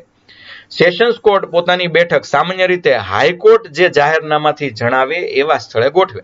પરંતુ કોઈ ખાસ કેસમાં જો સેશન્સ અદાલતનો અભિપ્રાય એવો થાય કે અમુક જગ્યાએ અમે ગોઠવીએ કેસ નો નિકાલ કરવાનો, તો કેસના નિકાલ અર્થે કેસના સાક્ષીને તપાસવા માટે ફરિયાદ પક્ષને આરોપીની સંમતિથી એવા સ્થળે પણ બેઠક રાખી શકાય. એટલે એને બેન અનુકૂળ હોય, ઓછો ખર્ચો થતો હોય તો અદાલત તો ગમે ત્યાં જઈ શકે. અદાલતને ખર્ચો પોસાય, વ્યક્તિને ખર્ચો ન પોસાતો હોય તો બોલો આપણા લોકોની સુવિધા માટે અદાલત પોતે છે એ ફરે છે. કલમ નંબર 10 ની અંદર આસિસ્ટન્ટ સેશન્સ જજની જોગવાઈ આપી છે, જેને આપણે કહીએ છીએ નાયબ સેશન્સ જજ. જ્યારે એક જ સેશન્સ વિભાગમાં, એટલે આમ તમે સેશન્સ એટલે જિલ્લો સમજી લો, એક જ સેશન્સ વિભાગમાં એક અથવા તેથી વધારે આસિસ્ટન્ટ જજ નિમાઈ શકે. એટલે અમરેલી જિલ્લો છે તો એક સેશન્સ હોય તો એ સેશન્સની અંદર જરૂર પડે તો વધુ કેસ ચાલતા હોય તો આસિસ્ટન્ટ જજ નિમાઈ શકે, કામનું ભારણ રહેતું હોય તો. તેઓ જે સેશન્સ જજની અદાલતમાં હુકુમત ભોગવતા હોય તે સેશન્સ જજને આધીન છે. એટલે અમરેલી જિલ્લાના મેઇન જજ છે એને આવા નાયબ સેશન્સ જજ આધીન છે, એની નીચે કામ કરે. આસિસ્ટન્ટ જજ વચ્ચે કામની વહેંચણી અંગે સેશન્સ જજ આ કાયદાને આધીન નિયમો નક્કી કરે. એટલે કોને કયું કામ સોંપવું, કેટલું કામ સોંપવું એ સેશન્સ જજ નક્કી કરશે. જ્યારે સેશન્સ જજ ગેરહાજર હોય અથવા કાર્ય કરી શકે એમ ન હોય ત્યારે આવા વધારાના સેશન્સ જજ અથવા આસિસ્ટન્ટ સેશન્સ જજ દ્વારા તાકીદની અરજીનો નિકાલ થાય એવી વ્યવસ્થા થઈ શકશે. પરંતુ જ્યારે આવા સેશન્સ જજ ન હોય, આસિસ્ટન્ટ સેશન્સ જજ ન હોય તો જજ હાઈકોર્ટ નક્કી કરે એવા કોઈ પણ મેજિસ્ટ્રેટ છે એ અરજીનો નિકાલ કરવા અંગે થોડા સમય માટે સ્પેશિયલ સત્તા ધરાવી શકે. ફરીવાર જોઈએ, આસિસ્ટન્ટ સેશન્સ જજ એટલે જિલ્લા કક્ષાએ સેશન્સ વાઇઝ સેશન્સ જજને મદદ કરવા માટે નિમાયેલા એની નીચેના જજ. નિરાતે સમજો તો કંઈ અઘરું નહીં લાગે. મને ખ્યાલ છે કે થોડુંક તમને એમ થાય છે કે આ બધું પણ નિરાતે સમજશો એટલે સમજાશે. હવે જોઈએ આ સેશન્સ જજની નીચેના વિભાગોમાં રહેલ જ્યુડિશિયલ મેજિસ્ટ્રેટની અદાલત. કલમ નંબર 11 આપણે જોઈએ. પ્રત્યેક જિલ્લામાં જ્યાં મેટ્રોપોલિટન વિસ્તાર નથી એમાં રાજ્ય સરકાર હાઈકોર્ટ સાથે પરામર્શ કરીને જાહેરનામાથી નક્કી કરે તેટલી તથા તેવા સ્થળોએ પ્રથમ વર્ગના અથવા બીજા વર્ગના જ્યુડિશિયલ મેજિસ્ટ્રેટની અદાલત સ્થાપશે પ્રત્યેક જિલ્લામાં. એટલે કે જિલ્લો એક શહેર પણ છે અને જિલ્લાની નીચે ગામડા પણ છે. તો જિલ્લાનું કામ તો સેશન્સ કોર્ટ કરે છે, પણ જિલ્લાની નીચે ગામડાઓ છે એના કામ માટે ફર્સ્ટ એટલે કે ચીફ જ્યુડિશિયલ મેજિસ્ટ્રેટ, પ્રથમ વર્ગના જ્યુડિશિયલ મેજિસ્ટ્રેટ અને બીજા વર્ગના જ્યુડિશિયલ મેજિસ્ટ્રેટની અદાલતો સ્થપાશે. હાઈકોર્ટ સાથે મસલત કર્યા પછી રાજ્ય સરકાર કોઈ નક્કી કરેલો મુકદ્દમો અથવા નિશ્ચિત વર્ગના કેસોની ઇન્સાફી કાર્યવાહી આવા પહેલા વર્ગના અથવા બીજા વર્ગના જ્યુડિશિયલ મેજિસ્ટ્રેટની એક અથવા વધુ વિશિષ્ટ અદાલત કોઈ સ્થાનિક વિસ્તાર માટે સ્થાપના કરી શકાશે. અથવા આવી કોઈ ખાસ અદાલત સ્થાપવામાં આવે ત્યારે સ્થાનિક વિસ્તારના મેજિસ્ટ્રેટ બીજી કોઈ કોર્ટ અથવા મેજિસ્ટ્રેટને જે કેસ કે જે વર્ગના કેસની ઇન્સાફી કાર્યવાહી માટે જ્યુડિશિયલ મેજિસ્ટ્રેટની ખાસ અદાલતની સ્થાપના કરવામાં આવી હોય તેની ઇન્સાફી કાર્યવાહી ચલાવવા હુકુમત રહેશે નહીં. આ ખાસ કરીને તમારે સમજવા જેવું છે કે સ્થાનિક વિસ્તારના મેજિસ્ટ્રેટ, જો સાંભળજો બરાબર, સ્થાનિક વિસ્તારના મેજિસ્ટ્રેટ બીજી કોઈ કોર્ટ અથવા મેજિસ્ટ્રેટને જે કેસ કે જે વર્ગના કેસની ઇન્સાફી કાર્યવાહી માટે જ્યુડિશિયલ મેજિસ્ટ્રેટની ખાસ અદાલતની સ્થાપના કરવામાં આવી હોય તેની ઇન્સાફી કાર્યવાહી ચલાવવા હુકુમત રહેશે નહીં. એટલે એક કોઈ ખાસ અદાલત હોય એના માટે જે જજ નિમવામાં આવ્યા હોય એના એ જજ એ બીજી કોઈ કાર્યવાહી ચલાવવા માટે એને હુકુમત હોતી નથી. નંબર 2, આવી ન્યાયાલયોના પ્રમુખ અધિકારીઓની નિમણૂક હાઈકોર્ટ કરશે. હાઈકોર્ટને જરૂરી અને યોગ્ય લાગે તો હાઈકોર્ટ દિવાની કોર્ટમાં ન્યાયાધીશ તરીકે કામ કરતા ન્યાય ખાતાના કોઈ સભ્યને ફર્સ્ટ ક્લાસ કે સેકન્ડ ક્લાસ જ્યુડિશિયલ મેજિસ્ટ્રેટના અધિકાર આપી શકે. એ ન હોય તો પણ એ સભ્યને, ન્યાય ખાતામાં કામ કરતા કોઈ સભ્યને પણ આવા અધિકાર આપી શકાય. જ્યુડિશિયલ કોર્ટ અંગેની જોગવાઈ એવી છે કે દરેક જિલ્લામાં જ્યુડિશિયલ કોર્ટની રચના રાજ્ય સરકાર કરે. દરેક જિલ્લામાં judicial court, first class judicial court, second class judicial court એની રચના કરે. ફર્સ્ટ ક્લાસ જ્યુડિશિયલ કોર્ટમાં દાખલા તરીકે આપણે જોઈએ કે જિલ્લામાં છે જ્યુડિશિયલ કોર્ટ હોય તો એમાં ચીફ જ્યુડિશિયલ જજ હોય. ફર્સ્ટ ક્લાસ હોય તો એમાં ફર્સ્ટ ક્લાસ જ્યુડિશિયલ જજ હોય અને સેકન્ડ ક્લાસ હોય તો એમાં સેકન્ડ ક્લાસ જ્યુડિશિયલ જજની નિમણૂક હોય. ગુજરાતમાં સેકન્ડ ક્લાસ જ્યુડિશિયલ કોર્ટ રચવામાં આવતી નથી, એટલે આપણે સેકન્ડ ક્લાસ જ્યુડિશિયલ કોર્ટની કાંઈ જોગવાઈઓ બહુ લાગુ પડતી નથી અને એટલે આપણે એ બહુ પૂછાતું પણ નથી. હવે આગળ જોઈએ કલમ નંબર 12, ચીફ જ્યુડિશિયલ મેજિસ્ટ્રેટ અને વધારાના ચીફ જ્યુડિશિયલ મેજિસ્ટ્રેટ વગેરે. હવે આ ચીફ જ્યુડિશિયલ મેજિસ્ટ્રેટ અને વધારાના ચીફ જ્યુડિશિયલ મેજિસ્ટ્રેટ શું છે? તો મેટ્રોપોલિટન વિસ્તારને બાદ કરી દો. 10 લાખની વસ્તી સિવાયનો જિલ્લો છે તો એમાં first class judicial magistrate high court chief judicial magistrate તરીકે નિમણૂક કરી શકે. ફર્સ્ટ ક્લાસ જ્યુડિશિયલ મેજિસ્ટ્રેટમાં ચીફ જ્યુડિશિયલ મેજિસ્ટ્રેટને મૂકી શકે. કોઈ ફર્સ્ટ ક્લાસ જ્યુડિશિયલ મેજિસ્ટ્રેટની હાઈકોર્ટ વધારાના ચીફ જ્યુડિશિયલ મેજિસ્ટ્રેટ તરીકે પણ નિમણૂક કરી શકે અને હાઈકોર્ટ હુકમ કરે તે મુજબ તેવા મેજિસ્ટ્રેટને આ કાયદા હેઠળ અથવા અમલમાં રહેલા બીજા કાયદા હેઠળ ચીફ જ્યુડિશિયલ મેજિસ્ટ્રેટના તમામ અથવા નક્કી કરે એ પ્રમાણે અધિકાર મળે. ચીફ જ્યુડિશિયલ મેજિસ્ટ્રેટ ને વધારાના ચીફ જ્યુડિશિયલ મેજિસ્ટ્રેટની વાત વધુ કરીએ તો 3A, કોઈ એક પેટા વિભાગમાં હાઈકોર્ટ કોઈ ફર્સ્ટ ક્લાસ મેજિસ્ટ્રેટને સબ ડિવિઝન મેજિસ્ટ્રેટ તરીકે નિયુક્ત કરી શકે. જરૂર હોય તે મુજબ હાઈકોર્ટ તેને આ કલમ હેઠળની જવાબદારી સોંપશે અથવા મુક્ત કરશે. સબ ડિવિઝનલ મેજિસ્ટ્રેટ પર દરેક મેજિસ્ટ્રેટના કામકાજ ઉપર હાઈકોર્ટના હુકમ મુજબ દેખરેખને નિયંત્રણ રાખશે, પરંતુ sub division magistrate chief judicial મેજિસ્ટ્રેટના નિયંત્રણને આધીન હોય, એ યાદ રાખવાનું રહે. કલમ નંબર 13, સ્પેશિયલ જ્યુડિશિયલ મેજિસ્ટ્રેટ. જ્યારે કેન્દ્ર સરકાર, અહીંયા તમને 2 સ્પેશિયલ જ્યુડિશિયલ મેજિસ્ટ્રેટ છે એમના દર્શન થાય છે, વિનીત સરાહ અને મોહન, એ 2 છે એ સ્પેશિયલ જ્યુડિશિયલ મેજિસ્ટ્રેટ છે. મોહલ ચાંદ. જ્યારે કેન્દ્ર સરકાર કે રાજ્ય સરકારના સ્પેશિયલ જ્યુડિશિયલ મેજિસ્ટ્રેટની નિમણૂક અંગે વિનંતી કરવામાં આવી હોય ત્યારે હાઈકોર્ટ આવી નિમણૂક કરે છે. જ્યારે આ વિનંતીને આધીન કોઈ પણ જિલ્લામાં, મેટ્રોપોલિટન વિસ્તારને બાદ કરી દો, હાઈકોર્ટ સ્પેશિયલ જ્યુડિશિયલ મેજિસ્ટ્રેટની નિમણૂક કરી શકે. કોઈ સ્થાનિક વિસ્તારમાં કોઈ ચોક્કસ કેસ ઉકેલવાનો હોય ત્યારે અમુક વર્ગના કેસ છે, અમુક વર્ગના લોકો જ ઉકેલે, એ પ્રકારે સ્પેશિયલ જ્યુડિશિયલ મેજિસ્ટ્રેટની નિમણૂક કરી શકાય. સરકારમાં હોદ્દો ધરાવેલ હોય કે ધરાવતી હોય તેવી વ્યક્તિને જ સ્પેશિયલ મેજિસ્ટ્રેટ તરીકે નિમી શકાશે. સરકારમાં હોદ્દો ધરાવેલ હોય અથવા ધરાવતી હોય, હાઈકોર્ટ સામાન્ય કે ખાસ હુકમથી ફરમાવે તેમ એકી વખતે એમને 1 વર્ષ માટે સ્પેશિયલ જ્યુડિશિયલ મેજિસ્ટ્રેટ તરીકે નિમી શકાય. કલમ નંબર 14, જ્યુડિશિયલ મેજિસ્ટ્રેટની સ્થાનિક હુકુમત. કલમ નંબર 11 અથવા કલમ નંબર 13 મુજબ જેને આવા મેજિસ્ટ્રેટ બનાવ્યા હોય તેની સ્થાનિક વિસ્તારમાં જ સત્તાનો ઉપયોગ કરી શકે. જે હાઈકોર્ટે નક્કી કરી હોય એ પ્રમાણે સ્થાનિક હુકુમત, જે આખા જિલ્લામાં હોય તો એ પ્રમાણે, ન હોય તો એ પ્રમાણે. કલમ નંબર 11, 13 અથવા 18, સામાન્યપણે જ્યાં કોર્ટ ભરવામાં આવે જે તે કિસ્સામાં જિલ્લા બહારના વિસ્તાર અથવા મેટ્રોપોલિટન વિસ્તારની બહાર વિસ્તરતી હોય ત્યારે આ ફોજદારી કાર્યવાહી અધિનિયમ અન્વયે સેશન્સ અદાલત ચીફ જ્યુડિશિયલ અથવા ચીફ મેટ્રોપોલિટન મેજિસ્ટ્રેટના કોઈ ઉલ્લેખનો અથવા તેવા મેજિસ્ટ્રેટના સંબંધમાં તેની સ્થાનિક હુકુમત માટે સમગ્ર વિસ્તારના સંદર્ભમાં અન્યથા નિર્દેશ હોય તે સિવાય જે તે જિલ્લા અથવા મેટ્રોપોલિટન વિસ્તારના સંબંધમાં હુકુમત ધરાવતા યથા પ્રસંગે સેશન્સ અદાલત ચીફ જ્યુડિશિયલ મેજિસ્ટ્રેટ અથવા ચીફ મેટ્રોપોલિટન મેજિસ્ટ્રેટ તરીકે રહેશે. અહીંયા શું કહેવામાં આવ્યું છે કે જે હાઈકોર્ટ જેને જે કામ માટે નિમે ત્યારે તેને તે કામ કરવાની સત્તા રહેશે અને તેને જેટલો વિસ્તાર આપવામાં આવ્યો એની સ્થાનિક હુકુમત ગણાશે. એ સિવાયની હુકુમત માટે એ સિવાયના વિસ્તારની હુકુમત રહેશે નહીં. જ્યુડિશિયલ મેજિસ્ટ્રેટ કોને આધીન રહેશે? તો ચીફ જ્યુડિશિયલ મેજિસ્ટ્રેટ સેશન્સ જજને આધીન રહેશે. તેમજ પ્રત્યેક જ્યુડિશિયલ મેજિસ્ટ્રેટ સેશન્સ જજના સામાન્ય નિયંત્રણને આધીન એ ચીફ જ્યુડિશિયલ મેજિસ્ટ્રેટને પણ આધીન રહેશે. મુખ્યત્વે સેશન્સ જજ, એની નીચે ચીફ જ્યુડિશિયલ મેજિસ્ટ્રેટ અને એની નીચે પ્રત્યેક judicial magistrate. Chief judicial magistrate છે એની નીચે જ્યુડિશિયલ મેજિસ્ટ્રેટ રહેશે. એના કામની વહેંચણી અને એ ચીફ જ્યુડિશિયલ મેજિસ્ટ્રેટ કરશે. હવે જોઈએ મેટ્રોપોલિટન કોર્ટમાં કેવી રીતે રહેશે. તો દરેક મેટ્રોપોલિટન વિસ્તારમાં હાઈકોર્ટ સાથે મસલત કરી અને મેટ્રોપોલિટન મેજિસ્ટ્રેટ અદાલતની સ્થાપના થશે અને કયા સ્થળે બેસશે એ રાજ્ય સરકાર જાહેરનામાથી નક્કી કરશે. મેટ્રોપોલિટન મેજિસ્ટ્રેટના અદાલતના પ્રમુખ અધિકારીની નિમણૂક હાઈકોર્ટ કરશે. મેટ્રોપોલિટન મેજિસ્ટ્રેટ હુકુમત અને સત્તાઓ સમગ્ર મેટ્રોપોલિટન વિસ્તારમાં સ્થપાશે. એટલે આખો અમદાવાદ છે એ મેટ્રોપોલિટન મેજિસ્ટ્રેટની હુકુમત છે ગણાય. રાજ્ય સરકાર એની રચના કરે, એમાં ચીફ મેટ્રોપોલિટન જજ અને વધારાના મેટ્રોપોલિટન જજ બધા હાઈકોર્ટ દ્વારા એ નિમાય, એવું તમારે યાદ રાખવાનું રહે.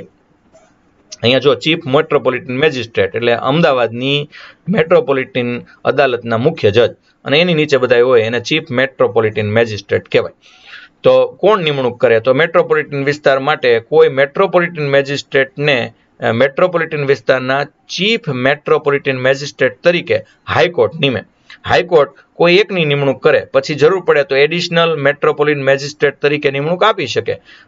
મેજિસ્ટ્રેટને હાઈકોર્ટ નિર્દેશ આપે એ રીતે ચીફ મેટ્રોપોલિટન મેજિસ્ટ્રેટ જેટલી જરૂરિયાત હોય એટલી સત્તાઓ છે એ ભોગવી શકે. સ્પેશિયલ મેટ્રોપોલિટન મેજિસ્ટ્રેટ ખાસ કેસ હોય અને મેટ્રોપોલિટન વિસ્તાર માટે હોય ત્યારે સરકાર, કેન્દ્ર સરકાર કે રાજ્ય સરકાર એ મેટ્રોપોલિટન મેજિસ્ટ્રેટ અંગેની નિમણૂક કરવા માટે ખાસ પ્રકારના સ્પેશિયલ મેટ્રોપોલિટન મેજિસ્ટ્રેટની નિમણૂક કરવા માટે છે એ નક્કી કરે તો હાઈકોર્ટ આવી નિમણૂક કરી શકે. ખાસ કેસ, ખાસ વર્ગના કેસ માટે એ કોને હોદ્દો આપી શકાય? તો ગુજરાત સરકારમાં હોદ્દો ધરાવનાર વ્યક્તિને આ હોદ્દા પર નિમી શકાશે. પરંતુ આવી સત્તાઓ કોઈ પણ વ્યક્તિને આપી શકાય નહીં, સિવાય હાઈકોર્ટ નિર્ભોથી નક્કી કરે એવી કાનૂની બાબતો અંગેની લાયકાત ધરાવતી હોવી જોઈએ. જો મેટ્રોપોલિટન વિસ્તારના ખાસ મેજિસ્ટ્રેટની લાયકાત હોવી જોઈએ, અન્ય વિસ્તારમાં એવી લાયકાતની જરૂરિયાત નહોતી. હાઈકોર્ટ સામાન્ય કે વિશિષ્ટ આદેશથી નિર્દેશ કરે એ મુજબ એકી સમયે 1 વર્ષ માટે, 1 વર્ષ કરતા ક્યારેક આમ તો વધુમાં વધુ 1 વર્ષ માટે જ નિમવામાં આવે છે. આવા જજને સત્તા આપવામાં આવે છે. આ મુજબ કરવામાં આવેલી નિમણૂકથી હોદ્દો ધરાવનાર વ્યક્તિ સ્પેશિયલ મેટ્રોપોલિટન મેજિસ્ટ્રેટ તરીકે ઓળખાય. હવે કલમ નંબર 19માં મેટ્રોપોલિટન મેજિસ્ટ્રેટની આધીનતા. તો ચીફ મેટ્રોપોલિટન મેજિસ્ટ્રેટ અને દરેક વધારાના ચીફ મેટ્રોપોલિટન મેજિસ્ટ્રેટ સેશન્સ જજને આધીન રહે. એટલે પ્રત્યેક મેટ્રોપોલિટન મેજિસ્ટ્રેટ છે એ સેશન્સ જજને આધીન રહે અને બાકીના મેટ્રોપોલિટન મેજિસ્ટ્રેટ છે એ ચીફ મેટ્રોપોલિટન મેજિસ્ટ્રેટને આધીન રહે. એના નિયમો છે એ બનાવે. હવે જોઈએ એક્ઝિક્યુટિવ મેજિસ્ટ્રેટ. દરેક જિલ્લા તથા દરેક મેટ્રોપોલિટન વિસ્તારમાં રાજ્ય સરકાર જેને યોગ્ય જણાય એટલા એક્ઝિક્યુટિવ મેજિસ્ટ્રેટ તરીકે વ્યક્તિને નિમી શકે. તેમજ તે પૈકી રાજ્ય સરકાર કોઈ એકને ડિસ્ટ્રિક્ટ મેજિસ્ટ્રેટ તરીકે પણ નિમી શકે. હવે ડિસ્ટ્રિક્ટ મેજિસ્ટ્રેટ અને એક્ઝિક્યુટિવ મેજિસ્ટ્રેટની જોગવાઈ શું છે? આમ તો ડિસ્ટ્રિક્ટ મેજિસ્ટ્રેટ એટલે કે કલેક્ટર, એની નીચે એસડીએમ સબ ડિસ્ટ્રિક્ટ મેજિસ્ટ્રેટ એટલે નાયબ કલેક્ટર, અને એક્ઝિક્યુટિવ મેજિસ્ટ્રેટ એટલે ઈએમ જેને આપણે મામલતદાર કહીએ છીએ એ. રાજ્ય સરકાર દ્વારા એની નિમણૂક કરવામાં આવે. સમગ્ર જિલ્લાનું વહીવટી કાર્ય, કાયદો અને વ્યવસ્થા છે એ કોણ? તો કે એ ડિસ્ટ્રિક્ટ મેજિસ્ટ્રેટ એટલે કે કલેક્ટરની જવાબદારી આવશે. રાજ્ય સરકાર ડિસ્ટ્રિક્ટ મેજિસ્ટ્રેટ કલેક્ટરની નીચે એસડીએમ એટલે નાયબ કલેક્ટર નિમે છે. રાજ્ય સરકાર તાલુકાઓમાં એક્ઝિક્યુટિવ મેજિસ્ટ્રેટ એટલે કે મામલતદારની નિમણૂક કરે છે. કલેક્ટર અને મામલતદાર જાહેરનામા બહાર પાડી કર્ફ્યુ અને હથિયારબંધીનું જાહેરનામું છે એ કલેક્ટર જ બહાર પાડે. મામલતદારને પણ જામીનગીરી લેવાની સત્તા પ્રાપ્ત હોય છે. આ તમારે યાદ રાખવાનું રહે. એટલે એક્ઝિક્યુટિવ મેજિસ્ટ્રેટ અને ડિસ્ટ્રિક્ટ એક્ઝિક્યુટિવ મેજિસ્ટ્રેટ એટલે શું છે? District magistrate. એ બરાબર સમજીએ. દરેક જિલ્લા અને મેટ્રોપોલિટન વિસ્તારમાં આ પ્રકારના એક્ઝિક્યુટિવ મેજિસ્ટ્રેટ નિમી શકાય છે. એક્ઝિક્યુટિવ મેજિસ્ટ્રેટમાં કોણ? તો કે કલેક્ટર, મામલતદાર, નાયબ કલેક્ટર એ બધા આવતા હોય છે. એને પણ અમુક સત્તા હોય છે. ડિસ્ટ્રિક્ટ મેજિસ્ટ્રેટનું પદ રિક્ત થાય એટલે કે જિલ્લામાં કલેક્ટર ન હોય ત્યારે જિલ્લાનું વહીવટી અમલીકરણ કોઈ અધિકારી કામચલાઉ ધોરણે સંભાળે ત્યારે સરકારનો આદેશ થતા સુધી આ અધિકાર છે એ કલેક્ટર જેટલી સત્તા ભોગવે. રાજ્ય સરકાર કોઈ એક્ઝિક્યુટિવ મેજિસ્ટ્રેટને સબ ડિવિઝનના ચાર્જમાં પણ મૂકી શકે. એટલે કે જિલ્લાની બાજુમાં રહેલ કોઈ એક ભાગ એને ચાર્જમાં મૂકી શકે અને જ્યારે જરૂર લાગે ત્યારે જવાબદારીમાંથી મુક્ત કરી શકે. આ રીતે ચાર્જમાં મૂકવામાં આવેલ મેજિસ્ટ્રેટ સબ ડિવિઝનલ મેજિસ્ટ્રેટ કહેવાય. એટલે ત્યાં એ જિલ્લાનો કલેક્ટર ન કહેવાય પણ ત્યાં નાયબ કલેક્ટર તરીકે એ કામ કરી શકે. એટલે મને કહે અમરેલી જિલ્લાનો કલેક્ટર એ બાજુના જિલ્લાનો નાયબ કલેક્ટર એવું હોઈ શકે? આવું જરૂર પડે તો કરવામાં આવે. રાજ્ય સરકાર સામાન્ય અથવા ખાસ હુકમથી અને પોતાને યોગ્ય જણાય તેવા નિયંત્રણ નિર્દેશથી કોઈ પણ સત્તા છે એ જિલ્લા મેજિસ્ટ્રેટને એટલે કે આપ બધા જાણો છો કે કલેક્ટરને સોંપી શકે. મેટ્રોપોલિટન વિસ્તારના સંબંધમાં એક્ઝિક્યુટિવ મેજિસ્ટ્રેટને આ કાયદા કે અમલમાં રહેલા કાયદા હેઠળની તમામ કે અમુક સત્તાઓ કમિશનર ઓફ પોલીસને આપવા અંગે રાજ્ય સરકાર ડિસ્ટ્રિક્ટ મેજિસ્ટ્રેટની સત્તાઓ મેટ્રોપોલિટન વિસ્તારમાં કમિશનર ઓફ પોલીસને પણ સોંપી શકે છે. એટલે કે અમદાવાદ જેવા વિસ્તારની અંદર જિલ્લા કલેક્ટરની સત્તાઓ છે એ કમિશનર ઓફ પોલીસને પણ સોંપી શકાય છે અને સોંપે જ છે. હવે જોઈએ સ્પેશિયલ એક્ઝિક્યુટિવ મેજિસ્ટ્રેટ. રાજ્ય સરકાર અમુક ચોક્કસ વિસ્તાર માટે ખાસ પ્રકારના વ્યક્તિની નિમણૂક કરે એને સ્પેશિયલ એક્ઝિક્યુટિવ મેજિસ્ટ્રેટ ગણાય. એની હુકુમત તો એને ખાસ પ્રકારના જે હદમાં નિયમો છે એ હદ અથવા આખા જિલ્લામાં નિયમો હોય તો આખા જિલ્લામાં એની હુકુમત ચાલે. એ કોને આધીન છે? એ તો આપણે એડિશનલ ડિસ્ટ્રિક્ટ મેજિસ્ટ્રેટ સિવાયના તમામ એક્ઝિક્યુટિવ મેજિસ્ટ્રેટ એ ડિસ્ટ્રિક્ટ મેજિસ્ટ્રેટને આધીન રહેશે. એટલે તમામ મામલતદાર છે એ કોને આધીન છે? તો કે કલેક્ટરને આધીન છે. જ્યારે સબ ડિવિઝનમાં સત્તા ભોગવતા તમામ એક્ઝિક્યુટિવ મેજિસ્ટ્રેટ સબ ડિવિઝનલ મેજિસ્ટ્રેટને આધીન અને ડિસ્ટ્રિક્ટ મેજિસ્ટ્રેટના સામાન્ય નિયંત્રણને આધીન રહે. જ્યારે જે બધા સબ ડિવિઝનલ મેજિસ્ટ્રેટ છે, જેને આપણે એસડીએમ કહીએ છીએ, એ ડિસ્ટ્રિક્ટ મેજિસ્ટ્રેટને આધીન ગણવામાં આવે છે. તો આ બધાનું કામકાજ કોણ નક્કી કરે? તો કલેક્ટર એને હુકમ કરે એ પ્રમાણે એને કામ કરવાનું હોય છે. ત્યારબાદ હવે જોઈએ કલમ નંબર 24 પબ્લિક પ્રોસિક્યુટર. આ પબ્લિક પ્રોસિક્યુટર કોણ છે? તો આમ જોવા જઈએ તો જેને આપણે સરકારી વકીલ કહીએ એ પબ્લિક પ્રોસિક્યુટર કહેવાય. એની લાયકાત હું? તો કે 7 વર્ષ વકીલાતનો અનુભવ, રાજ્ય સરકાર નિમણૂક કરે, અદાલતમાં કાર્યવાહી કરવા માટે અને કોઈ પણ પ્રકારની ઇન્સાફી કાર્યવાહી એને કરવામાં આવે. એક અદાલતમાં એકથી વધુ પબ્લિક પ્રોસિક્યુટર હોઈ શકે અને હોય જ છે. પબ્લિક પ્રોસિક્યુટરની યાદી એ કોણ તૈયાર કરે? બહુ અઘરો પ્રશ્ન. તો એની યાદી કલેક્ટર છે તૈયાર કરે અને એમાંથી એમને નિમણૂક મળે. અમુક ખાસ કેસ માટે સ્પેશિયલ પબ્લિક પ્રોસિક્યુટર પણ હોઈ શકે અને જે ખાસ પ્રકારના કેસ માટે હોય એને 10 વર્ષ વકીલાતનો અનુભવ હોવો ફરજિયાત છે. આ જ બધું અહીંયા કહેવામાં આવ્યું છે. એટલે એ ખાસ પ્રકારના પબ્લિક પ્રોસિક્યુટર હોય તો 10 વર્ષ, અન્યથા 7 વર્ષ કરતા ઓછીની એવી વકીલાતની પ્રેક્ટિસ કરી હોય એને નિમણૂક માટે લાયક ગણવામાં આવે. આ પબ્લિક પ્રોસિક્યુટરની બધી જ વાત મેં તમને ટૂંકમાં છે કહી દીધી. આસિસ્ટન્ટ પબ્લિક પ્રોસિક્યુટર એટલે શું? તો કે એપીપી એ એક કરતા વધુ વકીલ છે એ નિમી શકાય, જે પબ્લિક પ્રોસિક્યુટરને એના કામમાં છે એ મદદ છે કરે.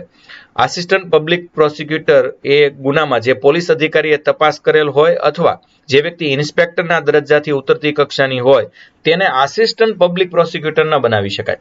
જે ગુનો હોય એના સંબંધમાં આરોપી સમયે જે ફોજદારી કાર્યવાહી ચાલતી હોય એની તપાસ કરનાર પોલીસ અધિકારી છે એ નિર્ણય ન લઈ શકે, અને એટલા માટે એને છે બાયસ ન આવે એટલા માટે આસિસ્ટન્ટ પબ્લિક પ્રોસિક્યુટર બનાવવામાં આવતા નથી. ત્યારબાદ આગળ વધીએ અને જોઈએ ફોજદારી કાર્યવાહી માટે નિયામકનું મંડળ અથવા કાર્યાલય. 25A તો પ્રોસિક્યુશનના નિયામક અને પોતાને યોગ્ય લાગે તેટલા નાયબ નિયામક સહિતનું ડાયરેક્ટોરેટ ઓફ પ્રોસિક્યુશન રાજ્ય સરકાર સ્થાપી શકશે. આ શું છે? તો ફોજદારી કાર્યવાહી માટે એક ચોક્કસ મંડળ છે જે વખતો વખત શું નક્કી કરે છે? તો કે એના રાજ્યના ગૃહ વિભાગના વડાના વહીવટી નિયંત્રણ હેઠળ આ કામ કરે. પ્રોસિક્યુશનના નિયામક અથવા નાયબ નિયામક તરીકેની નિમણૂક માટે કોઈ વ્યક્તિ તો જ પાત્ર ગણાય કે જો એણે એડવોકેટ તરીકે 10 વર્ષ કરતા ઓછી નહીં તેટલી વકીલાત કરી હોય તથા હાઈકોર્ટના મુખ્ય ન્યાયમૂર્તિની એને સંમતિ મળે. તો આવું એક મંડળ, એક કાર્યાલય ચાલે છે કે જેમાં વખતો વખત અમુક પ્રકારની ચર્ચાઓ છે એ ચાલતી હોય છે. અચ્છા, ફરિયાદ પક્ષના દરેક નાયબ નિયામક પ્રોસિક્યુશનના નિયામકને આધીન રહેશે. ફરિયાદ પક્ષના જે નાયબ નિયામક હોય એ આ મંડળના નિયામકને આધીન હોય. તો કલમ નંબર 24ની પેટા કલમ 1 અથવા યથા પ્રસંગે પેટા કલમ 8 હેઠળ હાઈકોર્ટમાં કાર્યવાહી ચલાવવા માટે રાજ્ય સરકાર દ્વારા નિમવામાં આવેલા પ્રત્યેક public prosecutor, additional prosecutor, special public prosecutor ફરિયાદ પક્ષના આ નિયામકને આધીન હોય છે. એટલે ટૂંકમાં પબ્લિક પ્રોસિક્યુટર માટેનું એક મંડળ કે જેને આ public prosecutor, special public prosecutor, additional public prosecutor એ બધા છે એ કલમ નંબર 25(1) હેઠળ નિયુક્ત થયા હોય એ બધા જ આમને આધીન હોય. ફરિયાદ પક્ષના નિયામક એ બધું મેં તમને કીધું. પબ્લિક પ્રોસિક્યુટર તરીકે કાર્ય કરતા હોય ત્યારે રાજ્યના એડવોકેટ જનરલને આ કલમની જોગવાઈ લાગુ પડતી નથી. એટલે રાજ્યના એડવોકેટ જનરલ આ કાર્યાલયને આધીન નથી. આટલી વાત કર્યા બાદ આમ તો 25A ક્યાંક વચ્ચે કંટાળો પણ આવ્યો હશે, તો બહુ સરળતાથી લેવાની ટ્રાય કરી તો પણ એટલું અઘરું તો છે જ. હવે શોર્ટ ટ્રિક્સ યાદ રાખી લઈએ એટલે આપણે કલમ યાદ રહી જાય. આપણે 2 પેજની અંદર શોર્ટ ટ્રિક તૈયાર કરી છે, નેમોનિક્સ. બહુ નિરાતે સાંભળો. આપણે 1, 2, 3, 4, 5, 6, 7, 8, 9 ને 0 માટે શું આંકડા જોઈએ છીએ એ તમને ખ્યાલ છે. 1 માટે T for ટીચર ને D for ડોગ, 2 માટે N for nose, 3 માટે M for mouth, 4 માટે R for rabbit, 5 માટે L for law, 6 માટે જે, SH અને CH જે ફોર જોકર, SH જે વોશમાં આવે અને CH જે વોચમાં આવે. ઓકે, ત્યારબાદ 7 માટે કે ફોર કાઇટ, C ફોર કાઉ અને G ફોર ગ્રેપ્સ એમ યાદ રાખ્યું છે 7 માટે. 8 માટે F ફોર ફોક્સ અને V ફોર વાન યાદ રાખ્યું છે. 9 માટે B ફોર બેટ અને P ફોર પેટ એ B અને P યાદ રાખ્યું છે. 0 માટે Z ફોર 0 અને S ફોર શૂન્ય એ યાદ રાખ્યું છે. ઓકે, તો હવે કઈ રીતે યાદ રાખવાનું તો ટેકનિક જોઈ. પ્રકરણ 1 માં આપણે T યાદ રાખીએ કારણ કે એકડા માટે આપણે T ધાર્યો છે. તો તેની શરૂઆત કોની શરૂઆત 1973 થી બનાવેલા અને 1 એપ્રિલ 1974 થી અમલમાં આવેલા ક્રિમિનલ પ્રોસિજર કોડની શરૂઆત એટલે પહેલું પ્રકરણનું નામ છે પ્રારંભિક. આ રીતે યાદ રાખવાનું. હવે એમાં કલમ જોઈએ. પહેલી કલમ ટી, એક માટે પાછું યાદ રાખીએ ટી, પ્રકરણમાંથી તેની શરૂઆત પ્રારંભિક, કલમમાં પહેલો ટી એટલે ટાઇટલ એટલે એનું શીર્ષક, એનો વ્યાપ, એનો વિસ્તાર. એ 2N નકરી વ્યાખ્યા, તો 2 એટલે N એટલે નકરી વ્યાખ્યા. કેટલી વ્યાખ્યા તો જોઈએ. 2A એ ગુનો કેવો તો એ ગુનો જામીનપાત્ર, એમ યાદ રાખજો. એ ગુનો કેવો તો જામીનપાત્ર. પૂછો એટલે જામીનપાત્ર જ હોય, બાકી બિનજામીનપાત્રમાં પૂછે જ નહીં, મારવા જ મળે. 2A એ ગુનો કેવો જામીનપાત્ર. B બધી નોંધ તોહમતનામું. C કોગ્નિઝેબલ ઓફેન્સ નિગૃહણીય ગુનો એટલે પોલીસ અધિકારનો ગુનો. D દફતરી ફરિયાદ એટલે ફરિયાદ. ઈ કોર્ટ એટલે high court. F famous country Bharat. G ગુપ્તચર એટલે તપાસ. 2H એટલે ઓનેસ્ટ ઇન્વેસ્ટિગેશન એટલે પોલીસ તપાસ. I ઇન્સાફી કાર્યવાહી એટલે ન્યાયિક કાર્યવાહી. જે તે સ્થળ એટલે લોકલ હુકુમત, સ્થાનિક હુકુમત. K કોર્ટ મોટી એટલે મેટ્રોપોલિટન કોર્ટ. L લે આ અમારે નો આવે એટલે નોન કોગ્નિઝેબલ ઓફેન્સ, પોલીસ અધિકાર બહારનો ગુનો. M માનવ વચ્ચે વાંચો એટલે જાહેરનામું, માનવ વચ્ચે વાંચો. મુખ હથિયારનામું એમ યાદ રાખીને પછી જાહેરનામું યાદ રાખવું હોય તો, જો કે બે અલગ વસ્તુ છે એટલે લોચો ન થાય, એટલે માનવ વચ્ચે વાંચો જાહેરનામું. N નોટોરિયસ ક્રાઇમ ડેફિનેશન ગુનાની વ્યાખ્યા. O ઓફિસર ઇન્ચાર્જ એટલે પોલીસ સ્ટેશનનો ઇન્ચાર્જ ઓફિસર. P પ્લેસ જગ્યા. Q એટલે જે ક્યું કબ કેસે પૂછે એટલે વકીલ. R રિપોર્ટ ઓફ પોલીસ તો police report chargesheet. S station એટલે પોલીસ સ્ટેશન. 2T તૂટી ગઈ એટલે રદ થઈ. 2U યુનિયન પ્રોસિક્યુટર એટલે પબ્લિક પ્રોસિક્યુટર. 2V માં નથી આવતું એટલે એ રદ. 2W એટલે વોરંટ, તો વોરંટ એટલે કે W એટલે વો કેસ એટલે સમન કેસ. WA એટલે વો આદમી જો ભોગ બના થા. 2X એટલે ચોકડી મારો એટલે યાદ રાખવાનું વોરંટ કેસ. અને W એટલે સમન્સ કેસ, વો કેસ એટલે સમન્સ કેસ. કલમ નંબર 3 M માહે કરાયેલા ઉલ્લેખોનું અર્થઘટન એટલે આ ક્રિમિનલ પ્રોસિજર કોડમાં અંદર કરાયેલા ઉલ્લેખોનું અર્થઘટન. 4 R એટલે રચના 1860 ને અન્ય કાયદા હેઠળ ગુનાઓની ઇન્સાફી કાર્યવાહી. કલમ નંબર 5 L લોકાપવાદ એટલે આ ક્રિમિનલ પ્રોસિજર કોડના અપવાદ. પ્રકરણ નંબર 2 એટલે N નામદાર એટલે ફોજદાર અદાલતોની રચના અંગે. કલમ નંબર 5 એટલે આપણે યાદ રાખીએ છીએ કલમ નંબર 6 હવે આવ્યા, સોરી 5 તો થઈ ગયું L. 5 એટલે લોકાપવાદ. હવે 6 એટલે જે, તો જે વર્ગ બતાવે ફોજદારી અદાલતોના વર્ગ. 7 માટે કેટલાય વિભાગો એટલે પ્રાદેશિક વિભાગો. 8 માટે V એટલે વહીવટી વિસ્તારો, મેટ્રોપોલિટન વિસ્તારો. 9 B best court, sessions court. 10 માં 1 માટે T, 0 માટે S. TS તે સેશન્સમાં આસિસ્ટન્ટ જજ છે, TS. TD તે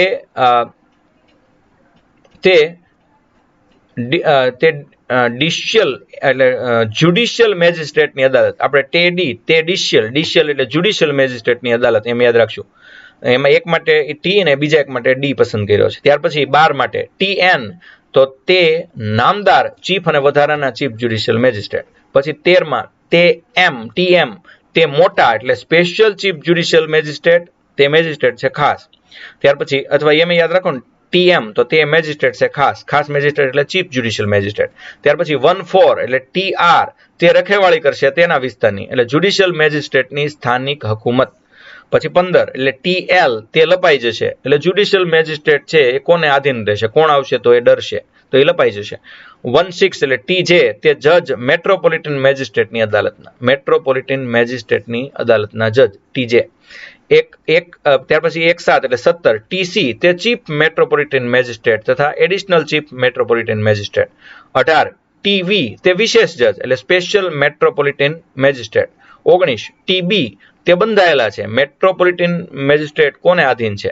કલમ નંબર 20 એમાં 2 માટે એન અને 0 માટે ઝેડ. એ અમસ્તા લીધો છે, એનો કોઈ અર્થ નથી. પણ નાઝ તો એક્ઝિક્યુટિવ મેજિસ્ટ્રેટ ઉપર આપણને નાઝ છે. 21 તો NOTE એન માટે 2 માટે એન અને 1 માટે ટી. ઓ ને ઈ નો કોઈ અર્થ નથી. નોટ નોંધો કે ખાસ એક્ઝિક્યુટિવ મેજિસ્ટ્રેટ છે. 22 NN નામદારની હુકુમત એટલે એક્ઝિક્યુટિવ મેજિસ્ટ્રેટની હુકુમત. આ થોડી ગોખણપટ્ટી કરજો. 23 NM તો નામદાર મેજિસ્ટ્રેટ કોને આધીન રહેશે? એટલે આ એક્ઝિક્યુટિવ મેજિસ્ટ્રેટ કોને આધીન રહેશે? 24 NR નેશનલ રિપ્રેઝેન્ટેટિવ એટલે પબ્લિક પ્રોસિક્યુટર. 25 NL નોટ લો નાના નથી બટ આસિસ્ટન્ટ પબ્લિક પ્રોસિક્યુટર એની જેવા જ છે. અને 25A નાલંદા તો આ નાલંદા કોણ? તો કે ફોજદારી કાર્યવાહી માટે નિયામકનું મંડળ કાર્યાલય જેને આપણે નાલંદા તરીકે ઓળખીએ છીએ. ઓળખતા નથી પણ આપણે આ રીતે યાદ રાખીએ છીએ. તો એકવાર લખીને યાદ રાખશો તો આરામથી આ બધી જ કલમ યાદ રાખી શકશો. તો આથી 1 થી 25 નંબરની કલમો આપ સર્વનો ખૂબ ખૂબ આભાર.